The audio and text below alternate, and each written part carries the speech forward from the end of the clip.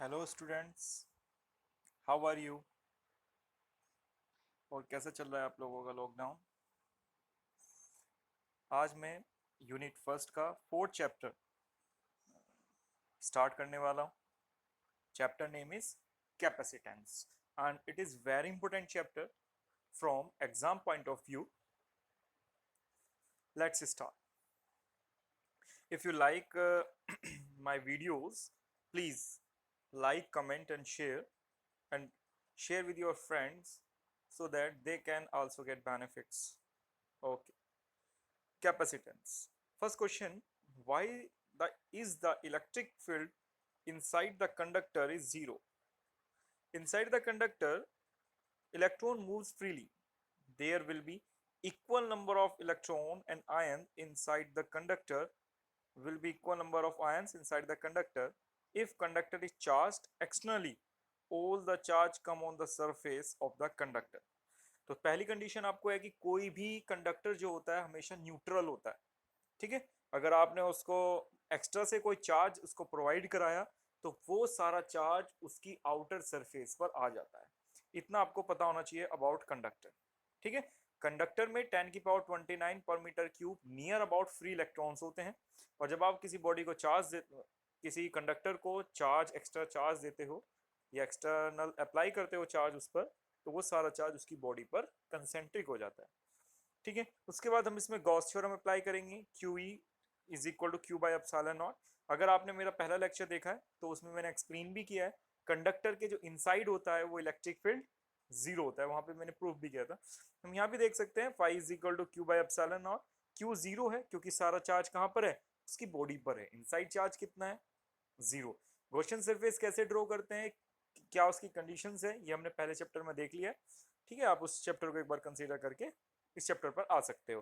ठीक है. तो फाई जीरो होगा तो ई डॉट डी एस वो भी जीरो होगा. तो इलेक्ट्रिक फील्ड कितना हो जाएगा आपका? जीरो. इलेक्ट्रिक फील्ड कितना होता है? डीवी बाई डी आर, जहां पे ये वी कैपिटल होना चाहिए. ठीक है. और ये वी क्या है आपकी? E is equal to minus dV divided by d r, जहाँ पे वी है आपकी वोल्टेज. और अगर किसी क्वांटिटी का आप डिफ्रेंशिएशन कर रहे हो और वो जीरो आ जाए तो वहां से पता चलता है कि जो ये वी है वो कांस्टेंट होना चाहिए. वी किसके इक्वल होना चाहिए? कांस्टेंट के इक्वल होना चाहिए. तो हम यहाँ से कह सकते हैं electrostatic potential in a constant inside the conductor is potential always constant inside the conductor. अब आते हैं capacitor. Capacitor is a device which is used to store the electrostatic charge inside it. या कोई भी डिवाइस जो electronic charge को या electrostatic charge को या एनर्जी को स्टोर करने के लिए यूज किया जाता है कैपेसिटर होता है. और इन जनरल टर्म्स हम कंडेंसर भी बोलते हैं. कंडेंसर हम आगे पढ़ेंगे, थोड़ा सा डिफरेंस होता है दोनों में. ठीक है. Capacitor, the capacitance of a capacitor is numerically equal to the charge required to raise its potential by unity, or we can say that the ratio of the charge stored in the capacitor to the potential difference across that capacitor is known as the capacitance of the capacitor. और ये क्या होता है? Charge बटे voltage. तो C is equal to Q by V. इसकी unit होती है फेराडे. और दूसरी यूनिट क्या हो सकती है? C की Q के लिए क्या होगी? कुलाम. V के लिए वोल्ट, तो होगी कुलाम पर वोल्ट. ठीक है. तो इसकी डायमेंशन, क्योंकि हमें पता है डायमेंशन कितनी होती है? 80 होती है. और वोल्टेज की कितना होता है? Work done divided by Q. तो वो वर्क डन की हमें डायमेंशन याद रखनी है. M L square T minus two. और क्यू की हमें पता है 80. इसको सोल्व कर लेंगे तो आपको डायमेंशन मिल जाएगी फेरेड की. फेरेड की डायमेंशन या कैपेसिटेंस की डायमेंशन क्या होती है? M inverse L minus two T की पावर 4 ए स्क्वायर. तो आप इसको इजिली फाइंड आउट कर सकते हो. Electrostatic shielding. Electrostatic shielding is the phenomena of producing a certain region of space from external space from, इसमें थोड़ा सा free from. ठीक है. तो electrostatic shielding is the phenomena of producing a certain region of space free from external electric field, जो कि जिसमें electric field external electric field present ना हो. ठीक है. तो हमें कोई ऐसा रीजन बनाना है तो उसके लिए हम क्या करते हैं? हमें पता है किसी भी कंडक्टर के इनसाइड इलेक्ट्रिक फील्ड क्या होता है? जीरो. अब हमें अगर कोई ऐसा रीजन ड्रॉ चाहिए जहां पे इलेक्ट्रिक फील्ड प्रेजेंट नहीं होना चाहिए तो हम उस रीजन को किस में कवर कर देंगे? एक कंडक्टर बॉडी के अंदर कवर कर देंगे. तो अंदर इलेक्ट्रिक फील्ड कितना हो जाएगा? जीरो हो जाएगा. इस कंडीशन को हम आगे यूज भी करेंगे, ठीक है। तो electrostatic shielding is a phenomena of producing a certain region of space free from external electric field. यहाँ पे कंडक्टर बनाया गया है, देखो ऊपर पॉजिटिव चार्ज है और नीचे कौन सा चार्ज है, नेगेटिव चार्ज है। तो जब पॉजिटिव होगा ड्यू टू इंडक्शन, इस बॉडी के ऊपर वाले पार्ट पे कैसा चार्ज आ जाएगा, निगेटिव। तो सारे इलेक्ट्रॉन नीचे से कहाँ, इस कंडक्टर के नीचे वाले पार्ट से कहाँ ट्रांसफर हो जाएंगे, ऊपर वाले पार्ट में। तो नीचे कौन सा चार्ज आ जाएगा, पॉजिटिव। और इलेक्ट्रिक फील्ड लाइन क्या होती है, पॉजिटिव से हमेशा अवे की तरफ होती है, इसलिए ये इस तरह से आपकी इलेक्ट्रिक फील्ड लाइन ड्रॉ हो गई, ठीक है। तो ये पॉजिटिव चार्ज हुआ इससे अवे की तरफ, ये ऊपर निगेटिव है इसलिए इसकी टूवर्ड होगी। और ये कंडक्टर पे हमेशा ध्यान रखना है, ये जो एंगल होगा ये 90 डिग्री फॉल करेंगी, ये वाली भी होगी, ये भी 90 बनाएगी, ये वाली भी 90 बनाएगी, ठीक है। सिमिलरली अगर हमने इसको जो नीचे वाला पार्ट है उसको अर्थ से कनेक्ट कर दिया, अर्थ क्या होता है, अर्थ की कैपेसिटी, वैसे तो अर्थ एक कंडक्टिंग बिहेवियर होता है, बट अर्थ की जो पोटेंशियल होता है जीरो होता है, और ये सारा चार्ज को क्या कर देगा, ग्राउंड कर देगा। और इस वाली सरफेस पे जो टोटल चार्ज हो जाएगा वो अब न्यूट्रल हो जाएगा, क्योंकि उसे हमने ग्राउंड से न्यूट्रल कर दिया है, ठीक है। चलो नेक्स्ट देखते हैं। The potential difference of 50 volt is applied across the plates of a capacitor of 10 picofarad. Calculate the charge on the plates of the capacitor.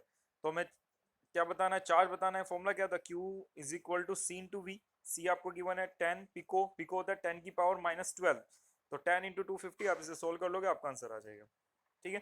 Next topic लेते हैं, capacity of A isolated spherical conductor.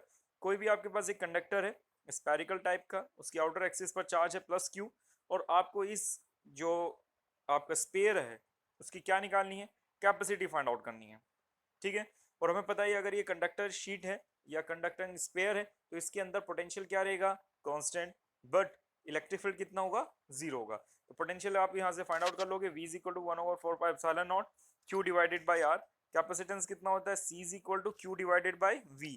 तो V की आपको value पता है, Q into V की कितनी हो जाएगी, Q डिवाइडेड 4πε0 R। तो यहाँ से C आप डायरेक्टली फाइंड आउट कर सकते हो 4πε0 R, और यहाँ से कह सकते हो 4πε0 क्या होता है, कांस्टेंट होता है। तो C is directly proportional to R। इससे क्या पता चला कि जिस स्पेयर की आपको कैपेसिटी निकालनी है उसकी रेडियस जितनी ज्यादा होगी उस कैपेसिटर की कैपेसिटी भी उतनी ही ज्यादा होगी। या अगर हम बोलें कि कोई स्पेयर है, कंडक्टिंग स्पेयर, वो कितने चार्ज को स्टोर कर सकता है, वो डायरेक्टली प्रोपोर्शनल उसकी रेडियस की होता है, या उस स्पेयर की रेडियस पर डिपेंड करता है। तो हम कह सकते हैं larger the radius greater will be the capacitance. Next question है, find the capacity of the earth. Earth की कैपेसिटी कितनी होती है, 6400 किलोमीटर अर्थ की रेडियस होती है। फॉर्मूला आप लगाओगे 4πε0 R, फॉर्मूला पुट करोगे कितना हो गया, C is equal to 711 microfarad. ये आपको डायरेक्टली रन भी कर सकते हैं, एग्जाम में पूछा भी जा सकता है कॉम्पिटिटिव एग्जाम्स में, ठीक है। अब हमें देखना है कि कैपेसिटर वर्क कैसे करता है। तो प्रिंसिपल कैपेसिटर का क्या है, capacitor is an arrangement for storing large amount of electric charge और electric energy in small space. Capacitor का काम क्या होता है, चार्ज को स्टोर करना, कौन से चार्ज को, इलेक्ट्रिक चार्ज को स्टोर करना एक स्मॉल स्पेस में, ठीक है। Let us consider an insulated metal plate A, ये मेटल प्लेट ए है। Let some positive charge is given to the plate until its maximum potential. A को हम चार्ज देना स्टार्ट करते हैं, कब तक चार्ज देंगे, जब तक कि ये अपने मैक्सिमम पोटेंशियल तक रीच ना कर जाए, ठीक है। Further the charge given to this plate would leak out on, क्योंकि कोई भी बॉडी एक लिमिट तक ही चार्ज को कंट्रोल कर सकती है। जब चार्ज उस लिमिट से इंक्रीज हो जाता है तो वो चार्ज स्पार्किंग की फॉर्म में एक्सटर्नल इन्वायरमेंट में लीक आउट कर होना स्टार्ट हो जाता है, ठीक है। Now consider the another insulated metal plate B held near the plate A. अब हमने एक बी प्लेट को रखा है इसके नियर में। By induction, negative charge is produced on the nearest phase of B and equal positive charge on the farther phase of the B. इसमें क्या होगा, देखिए अब आपने इस प्लेट को पॉजिटिव चार्ज दिया ए को with the help of some charging device. तो जो बैटरी का नियरेस्ट टर्मिनल होगा उस पर कौन सा चार्ज आएगा, सॉरी बैटरी नहीं, जो बी प्लेट आपने रखी है इसके जो नियरेस्ट वाला पार्ट है उस पर कौन सा चार्ज आ जाएगा, निगेटिव। किसकी हेल्प से, इंडक्शन की हेल्प से। जो इसके फर्दर वाला पार्ट है ये वाला, इस पर कौन सा चार्ज आ जाएगा, प्लस चार्ज आ जाएगा। क्यों, क्योंकि सारा जो निगेटिव चार्ज यहाँ पर आएगा मतलब इलेक्ट्रॉन शिफ्ट हो जाएंगे इस डायरेक्शन में, और बी पर इसके जो फर्दर साइड है उस पर कौन सा चार्ज आ जाएगा, प्लस चार्ज आ जाएगा। ठीक है इतना।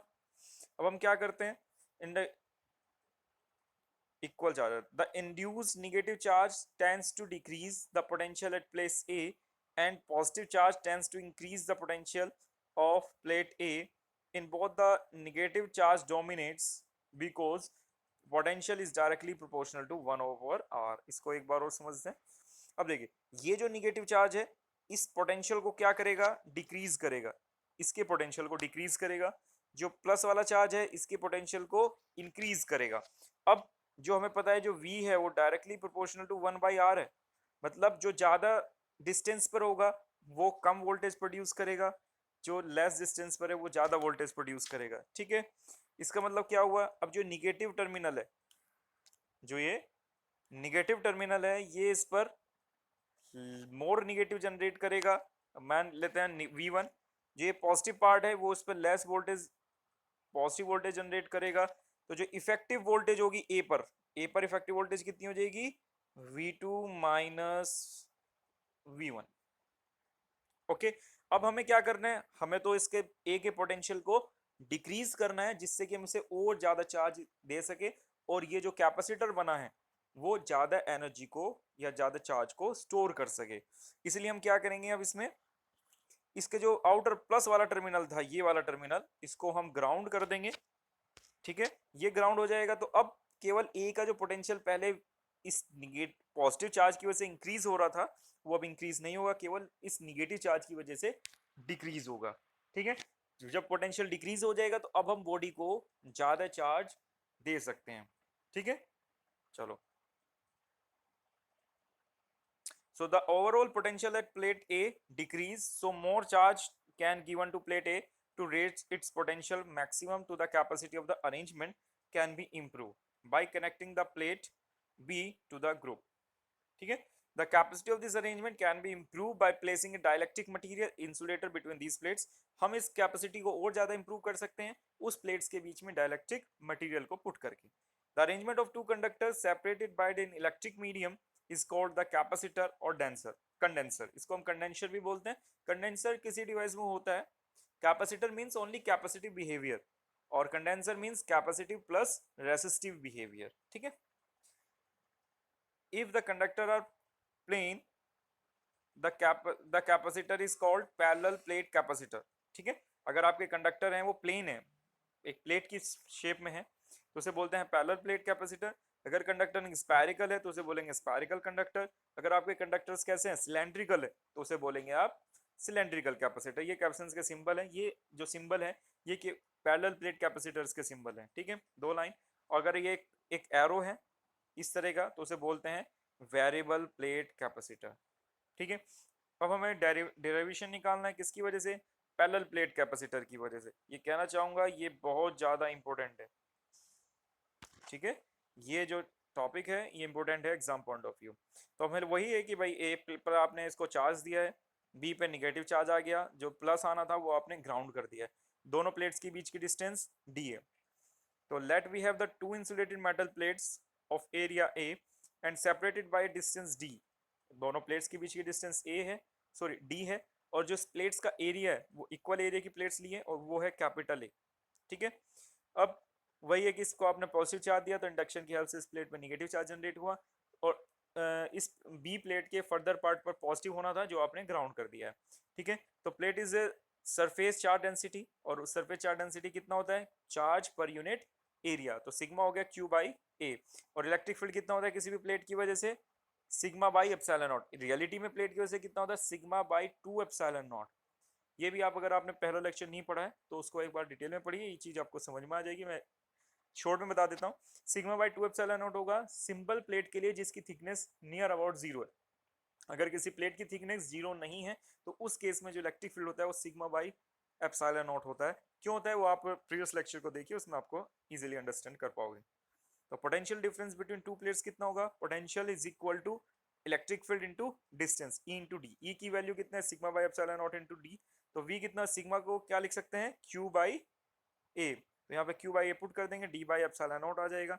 अब मुझे क्या चाहिए, कैपेसिटेंस निकालना, सी कितना होता है क्यू बाई वी, तो क्यू ये रहा, ये क्यू हो गया, ये वी हो गया, तो दोनों को आप सोल्व करोगे तो क्यू बाई वी निकालोगे तो सी की वैल्यू आएगी epsilon not a divided by D. अगर हम इस प्लेट्स के बीच में कोई डायलेक्ट्रिक मटेरियल पुट कर रहे हैं जिसकी परमिटिविटी के है, तो उस केस में सी कितना हो जाएगा, के epsilon not a divided by D हो जाएगा। ठीक है, यहाँ पे एक न्यूमेरिकल करते हैं, the capacitor becomes 10 microfarad when the air between the plates is replaced by a dielectric slab of k is equal to 2. What is the capacity of the condenser with the air between the plates? तो condenser का क्या effect पड़ेगा, reality में c कितना होता है, epsilon not a divided by d। ये होता है कब, जब आपने एयर फिल की है। अगर आपने कोई डायलेक्ट्रिक मीडियम पुट किया है तो कितना हो जाता है, k epsilon not a divide k epsilon not a divided by d। ठीक है, दोनों में किसका डिफरेंस है, ओनली k का। तो जो इनका रेशियो आप निकालोगे कितना हो जाएगा, c is equal to C naught into K. K की वैल्यू आपको गिवन है, निकालना क्या है एयर के लिए, तो सी नॉट कितना हो जाएगा, सी बाई के, और सी नॉट की वैल्यू होगी 5 microfarad. The capacity of the capacitor increase, यहाँ से क्या नोट मिलता है, the capacity of the capacitor increase by replacing air with an dielectric material. अब सेकंड लेते हैं, अगर आपका स्पेरिकल है, मतलब spherical conductor consist of hollow conducting sphere A of radius r surrounded by another concentric conducting sphere cell B जिसकी radius कितनी है rb। जैसे ये आपके यहाँ पर लिया है, जो इनर है, थोड़ा सा फिगर में नहीं हो रहा, इसमें दो स्पेयर है जिसपे आपने इनसाइड वालों को कैसा चार्ज दिया, पॉजिटिव चार्ज दिया। इसी तरह एक इसके निगेटिव है, इंडक्शन के अब से नीचे वाली पे कैसा चार्ज होगा, निगेटिव। आउटर पे पॉजिटिव होना चाहिए था बट आपने उसको ग्राउंड कर दिया है। ठीक है, इसकी जो अंदर वाला है वो इसकी रेडियस कितनी है, आर ए है, और जो बाहर वाला है उसकी रेडियस कितनी है, आर बी है। ठीक है, ये फिगर थोड़ी सी क्लियर नहीं हो रही। अब हमें पता है कि स्पेरिकल सेल के जो अनसाइड होता है, इनसाइड क्या होता है, वोल्टेज कैसी होती है, कांस्टेंट। ठीक है, तो जो स्पेयर जो ए है, ये ए है और ये बी है, तो स्पेयर ए के अंदर जो पोटेंशियल होता है वो कांस्टेंट होता है। ठीक है, तो electric field E will exist between two plates radially outward, क्योंकि A पर कैसा चार्ज है प्लस, B पे कैसा निगेटिव, तो रेडियली कैसे होगा वो आउटवर्ड होगा। ठीक है, the potential on the surface of the sphere A is equal to the algebraic sum of the potential due to the charge on sphere A negative charge on sphere B। तो A पर total charge total potential कितना होगा, sphere A की वजह से potential plus sphere B की वजह से पोटेंशियल। अब A पर चार्ज पोटेंशियल कितना होगा, देखो एक तो होगा किसकी वजह से, due to positive charge on sphere A and due to negative charge on sphere B. तो यहाँ पे फॉर्मूला अप्लाई करोगे 1/4πε0 q by R A plus 1/4πε0 minus Q क्योंकि बी पर चार्ज कैसा है minus Q divided by R B. Q और 4πε0 आप कॉमन ले सकते हो, तो 1 by R A minus 1 by R B हो जाएगा। स्पेयर बी पे कितना होगा, वी बी कितना होगा, 0। कोई बताएगा क्यों। ठीक है, ये आपको क्वेश्चन कमेंट बॉक्स में कि जो स्पेयर बी है उस पर पोटेंशियल 0 क्यों होगा, दैट इज द क्वेश्चन।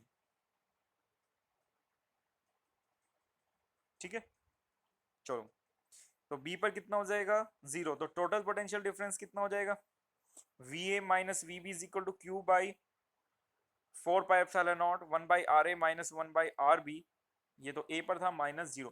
मैं बी का बता देता हूँ, सिंपल सा है, वर्चुअल ग्राउंड कॉन्सेप्ट आपको लगानी है या ग्राउंड कॉन्सेप्ट आपको यूज करनी है, इसलिए वी बी 0 है। अब इसको आप और इलेबरेट कर सकते हो कि वाई वी बी 0। ठीक है, I will wait for your comment. So Q by 4πε0 1 by R B आपने एलसीएम ले लिया तो R B minus R A हो जाएगा। आपको क्या चाहिए, ये कितना है आपका, ये पोटेंशियल है V। अब आपको क्या चाहिए, Q बाई V, क्योंकि यही किसके इक्वल होता है, C के होता है, तो वही आपने यहाँ पे पुट कर दिया और फॉर्मूला हो गया 4πε0 R A R B divide by R B minus R A. अगर आपका यही कैपेसिटर सिलेंड्रिकल हो इस तरीके का जैसा कि फिगर में बनाया हुआ है, इसका डेरिवेशन आपके सिलेबस में नहीं है बट आप फॉर्मूला याद रख सकते हो। फॉर्मूला होता है 2πε0L divided by L N R B divided by R A. ये जो डाउनवर्ड वाला है ये क्या होगा, L N R B divided by R A. ठीक है, इसको करेक्ट कर लेना। ग्रुपिंग ऑफ कैपेसिटर, अब कैपेसिटर को हम ग्रुप फॉर्म में 2 वे में यूज कर सकते हैं, या तो सीरीज में, और सेकंड कौन सा होगा, पैरेलल में हम यूज कर सकते हैं। ठीक है, तो कैपेसिटर इन सीरीज, अगर आपने कैपेसिटेंस को सीरीज में कनेक्टेड किया तो क्या होगा, कैपेसिटर की एक प्लेट दूसरी प्लेट के, फिर दूसरी तीसरी से, एंड सो ऑन, इस तरीके से कनेक्टेड होगी, जैसे कि आप देख सकते हो। ठीक है, हमने लेट कर लिया कि जो 3 कैपेसिटर एक सीरीज में कनेक्टेड हुए हैं, एक का कैपेसिटर कैपेसिटेंस C1 है, दूसरे का C2 है, और तीसरे का C3। अब आपको यहाँ पे एक मोस्ट इंपॉर्टेंट थिंग याद रखनी है, 2 तरह की ग्रुपिंग होती है। एक होती है सीरीज, कौन सी होती है, सीरीज। दूसरी होती है पैरेलल। ये दोनों ग्रुपिंग टाइप आप 10th क्लासेस में पढ़ चुके हो। अब इन दोनों में एक चीज याद रखनी है, सीरीज ग्रुपिंग में चार्ज, सीरीज ग्रुपिंग में चार्ज क्या रहेगा आपका, कांस्टेंट रहेगा। पैरेलल ग्रुपिंग में आपका क्या कांस्टेंट रहेगा, वोल्टेज कांस्टेंट रहेगी। ये दोनों चीज आपको याद रखनी है, सीरीज में चार्ज कांस्टेंट रहता है, पैरेलल में वोल्टेज कांस्टेंट रहती है। ठीक है, ये चीज आपको याद रखनी है, ऑलवेज रहेंगी।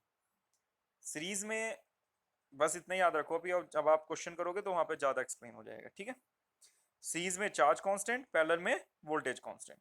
तो सीरीज में क्या चीज कांस्टेंट रहती है, चार्ज। तो V1 कितना हो जाएगा, तीनों में चार्ज सेम रहेगा, तो V1 हो जाएगा Q/C1, V2 कितना हो जाएगा Q/C2, V3 कितना हो जाएगा Q/C3। अगर हम इनको तो टोटल पोटेंशियल कितना होगा, सीरीज में पोटेंशियल क्या होते हैं, एड अप हो जाते हैं, तो V is equal to V1 plus V2 plus V3। तो यहाँ पे आप इनकी वैल्यूज पुट कर सकते हो, टोटल V कितना होगा, लेट कर लेते हैं, जो टोटल कैपेसिटेंस है वो कितना है इसका, CS। तो टोटल कितना हो जाएगा, total charge divided by total capacitance या सीरीज कैपेसिटेंस। तो Q/CS आपने पुट कर दिया, Q से Q कट जाएगा, तो ये आपका फॉर्मूला आ गया 1/C इक्वलेंट या S for series is equal to 1/C1 plus C2 plus C3 and so on.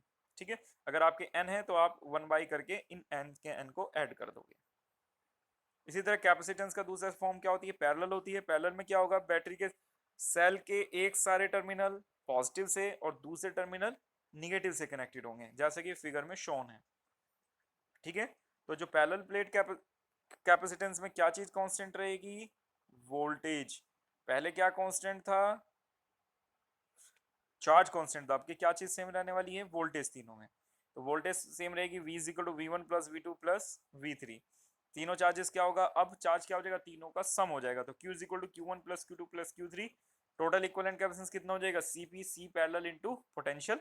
और चार्ज तीनों में कितना हो जाएगा, Q1 is equal to C1V, Q2 is equal to C2V and Q3 is equal to C3V। तो CPV कितना हो जाएगा, C1V plus C2V plus C3V। तो CP कितना हो जाएगा, C1 plus C2 plus C3। तो हम यहाँ से कह सकते हैं कि जो टोटल कैपेसिटेंस सीरीज में होता है वो 1 करके आपको ऐड करने हैं, और पैरेलल में क्या करना है, पैरेलल में आपको तीनों कैपेसिटेंस का सम कर देना है, C1 plus C2 plus C3। तो वही आपका क्या हो जाएगा, इक्विवेलेंट कैपेसिटेंस हो जाएगा। अगर n है तो n टाइम्स उन कैपेसिटेंस की आप ऐड कर सकते हो। ठीक है, एक क्वेश्चन लेते हैं, 3 capacitance of this value are joint in series. Series में जॉइंट है तो 1/CS is equal to 1/C1 plus 1/C2 plus y। सीधा सा आपको फॉर्मूला लगाना है, सोल्व कर देना है। अगर यही पैरेलल में है तो आपको क्या करना है, तीनों को जस्ट ऐड अप कर देना है। यहाँ पे नोट मैंने बनाए, ये आपको याद रखने हैं। सीरीज कॉम्बिनेशन में जो इक्विवेलेंट कैपेसिटेंस होता है ऑलवेज क्या होगा, लेसर देन द मिनिमम। जो तीनों में या 10 अगर आपके कैपेसिटेंस है तो जो उनका इक्विवेलेंट होगा वो मिनिमम वाले से भी मिनिमम होगा। ठीक है, इक्विवेलेंट कैपेसिटेंस पैरेलल वाले केस में क्या होता है, जो सबसे बड़ा कैपेसिटेंस है उससे भी ज्यादा होगा, किसमें, पैरेलल वाले केस में। अब नेक्स्ट लेते हैं energy stored in a capacitor की। ठीक है, तो हमारे पास एक कैपेसिटर है, इसको हमने एक जो ए प्लेट थी उसको हमने, ये ए प्लेट है, ये बी प्लेट है। ए प्लेट को आपने पॉजिटिव चार्ज दिया तो इंडक्शन के हेल्प से बी पे नेगेटिव चार्ज होगा, और दूसरे पार्ट को आपने इसके क्या कर दिया, ग्राउंड कर दिया, तो उधर पॉजिटिव। तो ये क्या फॉर्म कर रहा है, एक कैपेसिटर फॉर्म कर रहा है। अब आपको उस कैपेसिटर के लिए क्या करना है, एनर्जी को फाइंड आउट करना है। Let Q charge is given to the conductor and charge on the conductor 2 is minus q, then the potential of the capacitance कितना होगा, c is equal sorry v is equal to q by c। ठीक है, just फॉर्मूले को change किया क्योंकि q कितना होता है, cv, तो यहाँ से आपने v निकाल लिया q by c करके। ठीक है, वर्क डन कितना हो जाएगा, the amount of work done to given to additional charge D Q to capacitor. तो वर्क डन कितना हो जाएगा, कैसे आया ये वाला फॉर्मूला, वर्क डन कितना होता है V इंटू डी क्यू और डी डब्ल्यू होता है डी वी इंटू क्यू। अब देखो दोनों में क्या डिफरेंस है, V डी क्यू एक है Q डी वी, दोनों फॉर्मूले वर्क डन के लिए वैलिड है। अगर आपका वेरिंग चार्ज है तो आपका वर्क डन हो जाएगा V इंटू डी क्यू, अगर आपका वेरिंग पोटेंशियल है तो आपका वर्क डन हो जाएगा Q डी वी। ठीक है, यहाँ पर वेरिंग क्या कर रहे हैं, हमारा चार्ज को वेरी कर रहे हैं हम, तो वर्क डन कितना हो जाएगा V इंटू, वर्क डन हो जाएगा आपका D W is equal to V D Q. ठीक है, v कितना है मेरा q बाई सी, यहाँ पे मैंने इसको पुट कर दिया v is equal to q by C. तो वर्क डन कितना हो जाएगा q by C D Q, just आपने इसको इंटीग्रेट कर दिया 0 से q तक। इसका जब c कांस्टेंट है बाहर आ जाएगा, q का हो जाएगा q स्क्वायर बाई 2, तो टोटल वर्क डन कितना हो जाएगा हाफ q स्क्वायर बाई सी। अब हम इसको हम किसकी टर्म्स में निकाल सकते हैं, अगर हमें ये in terms of c and v चाहिए तो q इज इक्वल टू हम c भी पुट कर देंगे, तो ये वाला फॉर्मूला आ जाएगा। ठीक है, और तीसरा केस लेते हैं, अगर कैप्शंस हमें चाहिए Q और V की टर्म्स में तो हम क्या करेंगे, Q C is equal to Q by V put कर देंगे, और यहाँ पे तीसरा फॉर्मूला आपका हो जाएगा हाफ Q इंटू V। तो this work done in the capacitor is stored in the form of potential energy. तो ये जो वर्क डन हम करते हैं ये पोटेंशियल एनर्जी के फॉर्म में स्टोर हो जाता है, तो half Q square by C is equal to half CV square, half QV के वो इक्वल हो जाएगा। ठीक है, total energy stored in combination of the capacitor. अब टोटल कितनी एनर्जी स्टोर्ड होती है कॉम्बिनेशन ऑफ द कैपेसिटर में, तो capacitance are connected in series. Capacitance कैसे कनेक्टेड होते हैं, सीरीज में कनेक्टेड होते हैं। तो टोटल पोटेंशियल एनर्जी कितनी हो जाएगी, half Q square by C one, half Q square by C two plus half in so on. तो क्यू आपको क्यों लिया, क्योंकि क्यू कांस्टेंट रहता है सीरीज में, सीरीज में चार्ज कांस्टेंट रहता है तो चार्ज वही रहेगा, कैपेसिटेंस आपके वैरी करेंगे। फॉर्मूला आप यहाँ से निकाल सकते हो हाफ क्यू स्क्वायर बाई सी, वही फॉर्मूला रहेगा, बट अब जो कैपेसिटेंस है आपको उसका क्या निकालना पड़ेगा, सीरीज में क्या निकालना पड़ेगा, सीरीज कॉम्बिनेशन में उनकी वैल्यू निकालनी पड़ेगी। और सिंपली आप पोटेंशियल एनर्जी का फॉर्मूला लगा सकते हो half Q square divided by C S. Similarly अगर वो पैरेलल में कनेक्टेड है तो अब क्या चीज कांस्टेंट रहेगी, वी रहेगी, तो आप फॉर्मूला कौन सा अप्लाई करोगे, हाफ सी वी स्क्वायर। ठीक है, तो v को आप कांस्टेंट ले लोगे, C1 प्लस C2 हो जाएगा, उस सारे को ऐड करके क्या हो जाएगा Cp, या equivalent resistance in parallel combination. तो U कितना हो जाएगा half Cp into V square. अब energy density of parallel plate capacitor, अब आपको एनर्जी डेंसिटी निकालनी है। The energy density is defined as the total energy stored per unit volume of the capacitor. तो एनर्जी डेंसिटी क्या होगी कि total energy stored divided by total volume, तो उसे कहते हैं हम एनर्जी डेंसिटी। तो एनर्जी डेंसिटी कितना होगा, half C V square divided by volume कितना होता है, एरिया इंटू डिस्टेंस, तो ए इंटू डी। तो यहाँ पे हो जाएगा सी को क्या लिख सकते हैं, epsilon not a divided by D, और वी को क्या लिख सकते हैं, ई इंटू डी। पोटेंशियल होता है इलेक्ट्रिक फील्ड इंटू डिस्टेंस, तो जिस वैल्यूज आपको पुट करनी है half epsilon not a divided by D, E square D square A D. इसको सोल्व करोगे तो जो आएगी आपकी ये आ जाएगी। ठीक है, इसकी यूनिट होती है जूल पर मीटर क्यूब, क्या होती है जूल पर metre cube, half epsilon naught E square. ठीक है, अब आते हैं हम नेक्स्ट टॉपिक। ये टॉपिक भी बहुत ज़्यादा इंपॉर्टेंट है, इससे पेपर में ज़्यादातर न्यूमेरिकल या इससे ये डेरिवेशन बहुत बार पूछा जाता है। ठीक है, now the topic is common potential. When the two capacitance charged two different potential are connected by wire, charge flow from higher potential to the lower potential। ये आपको याद रखना है, चार्ज हमेशा हायर पोटेंशियल से लोअर पोटेंशियल की तरफ flow होता है।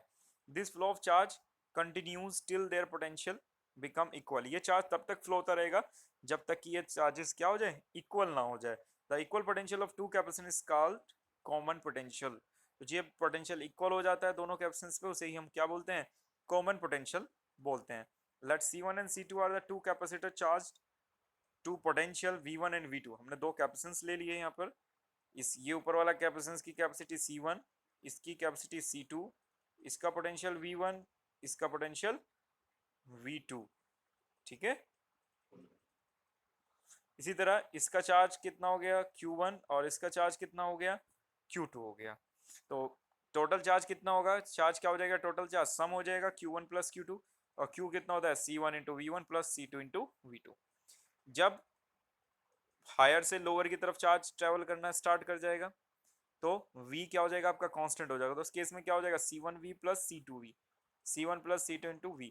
हमें एक चीज ध्यान रखनी है, ये कॉम्बिनेशन से, ये कॉम्बिनेशन बना है, इस कॉम्बिनेशन से कोई चार्ज या जो आउटवर्ड चार्ज है वो जीरो है।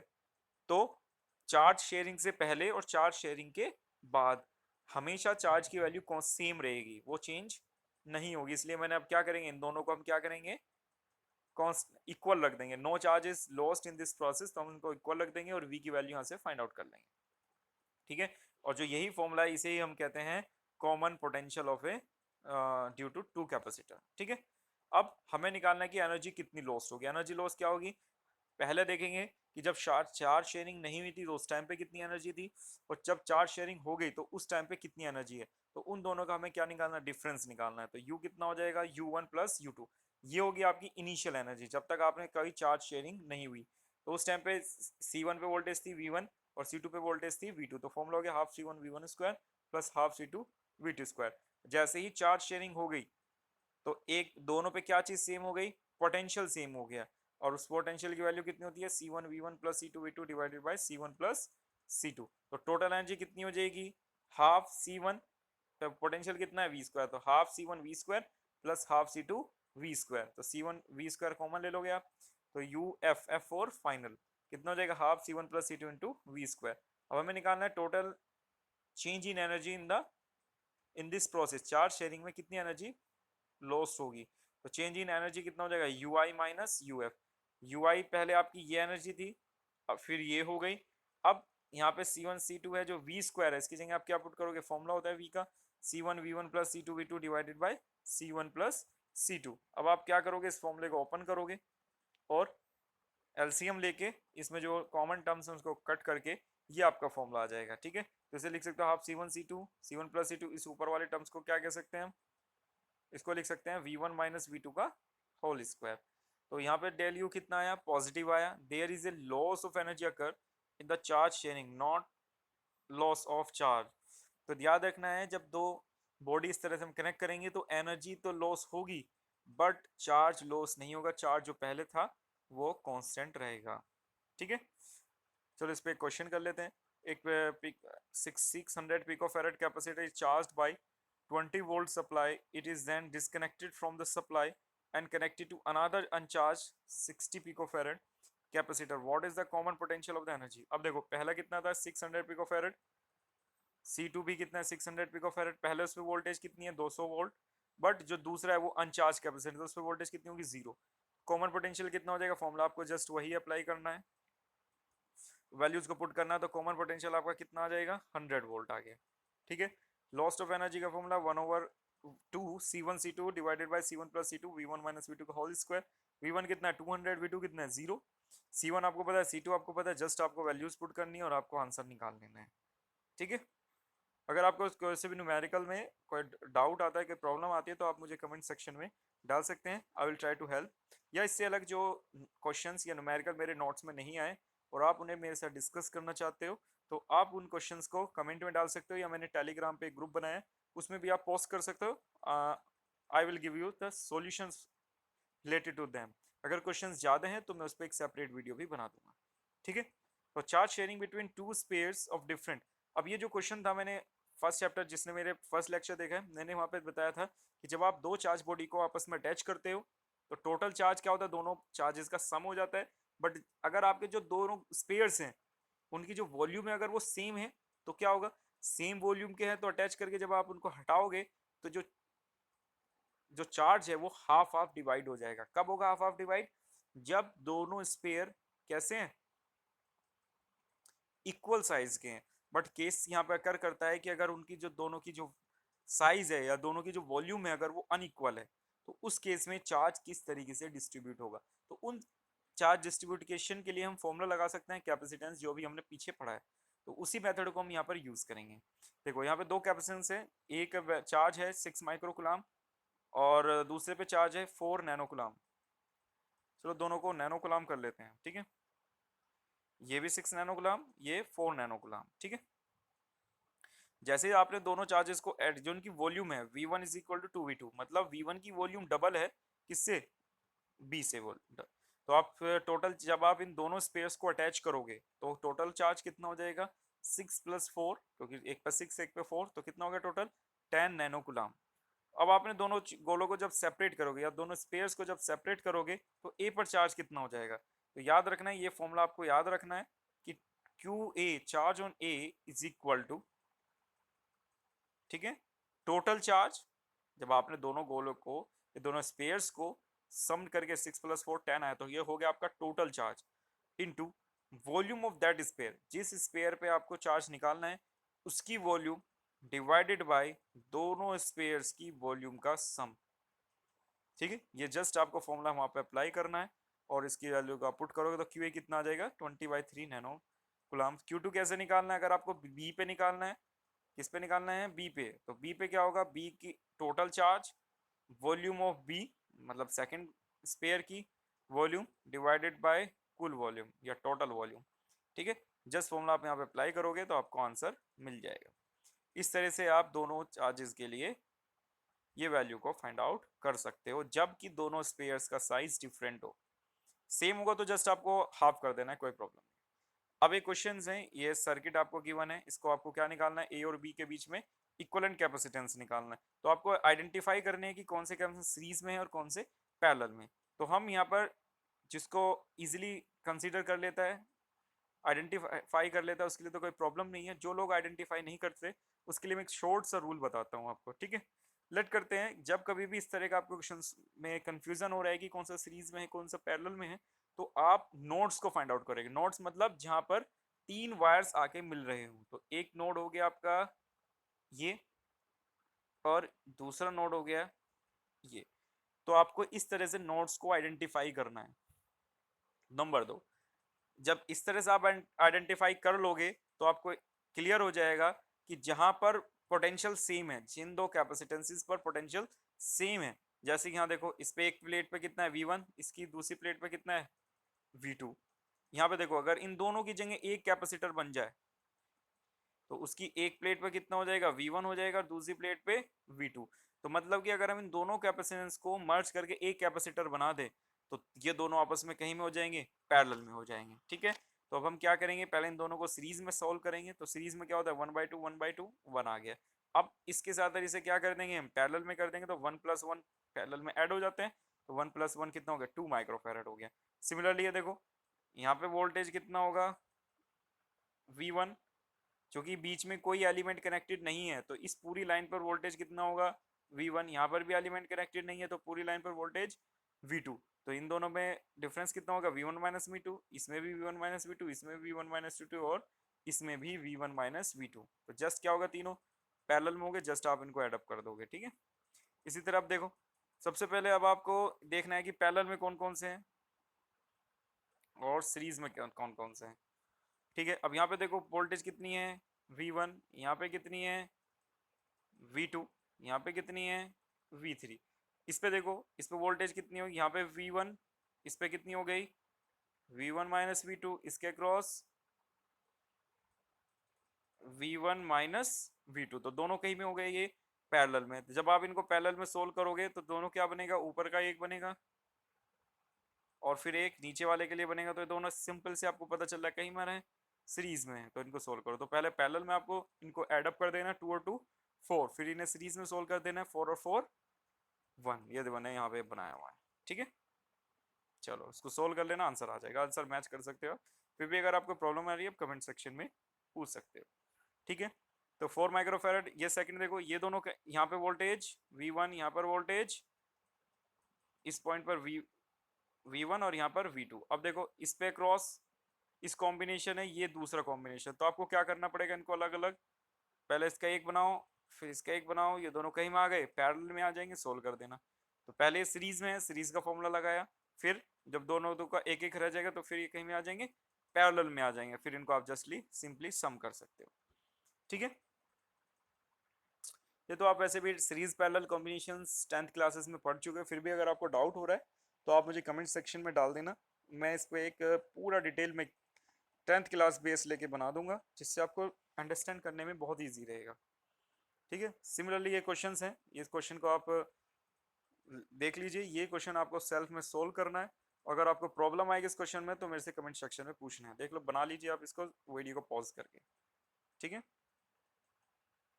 ये थर्ड क्वेश्चन है, ये भी आपको खुद सेल्फ में आइडेंटिफाई करना है। इसमें कुछ नहीं है, हिंट दे देता हूँ।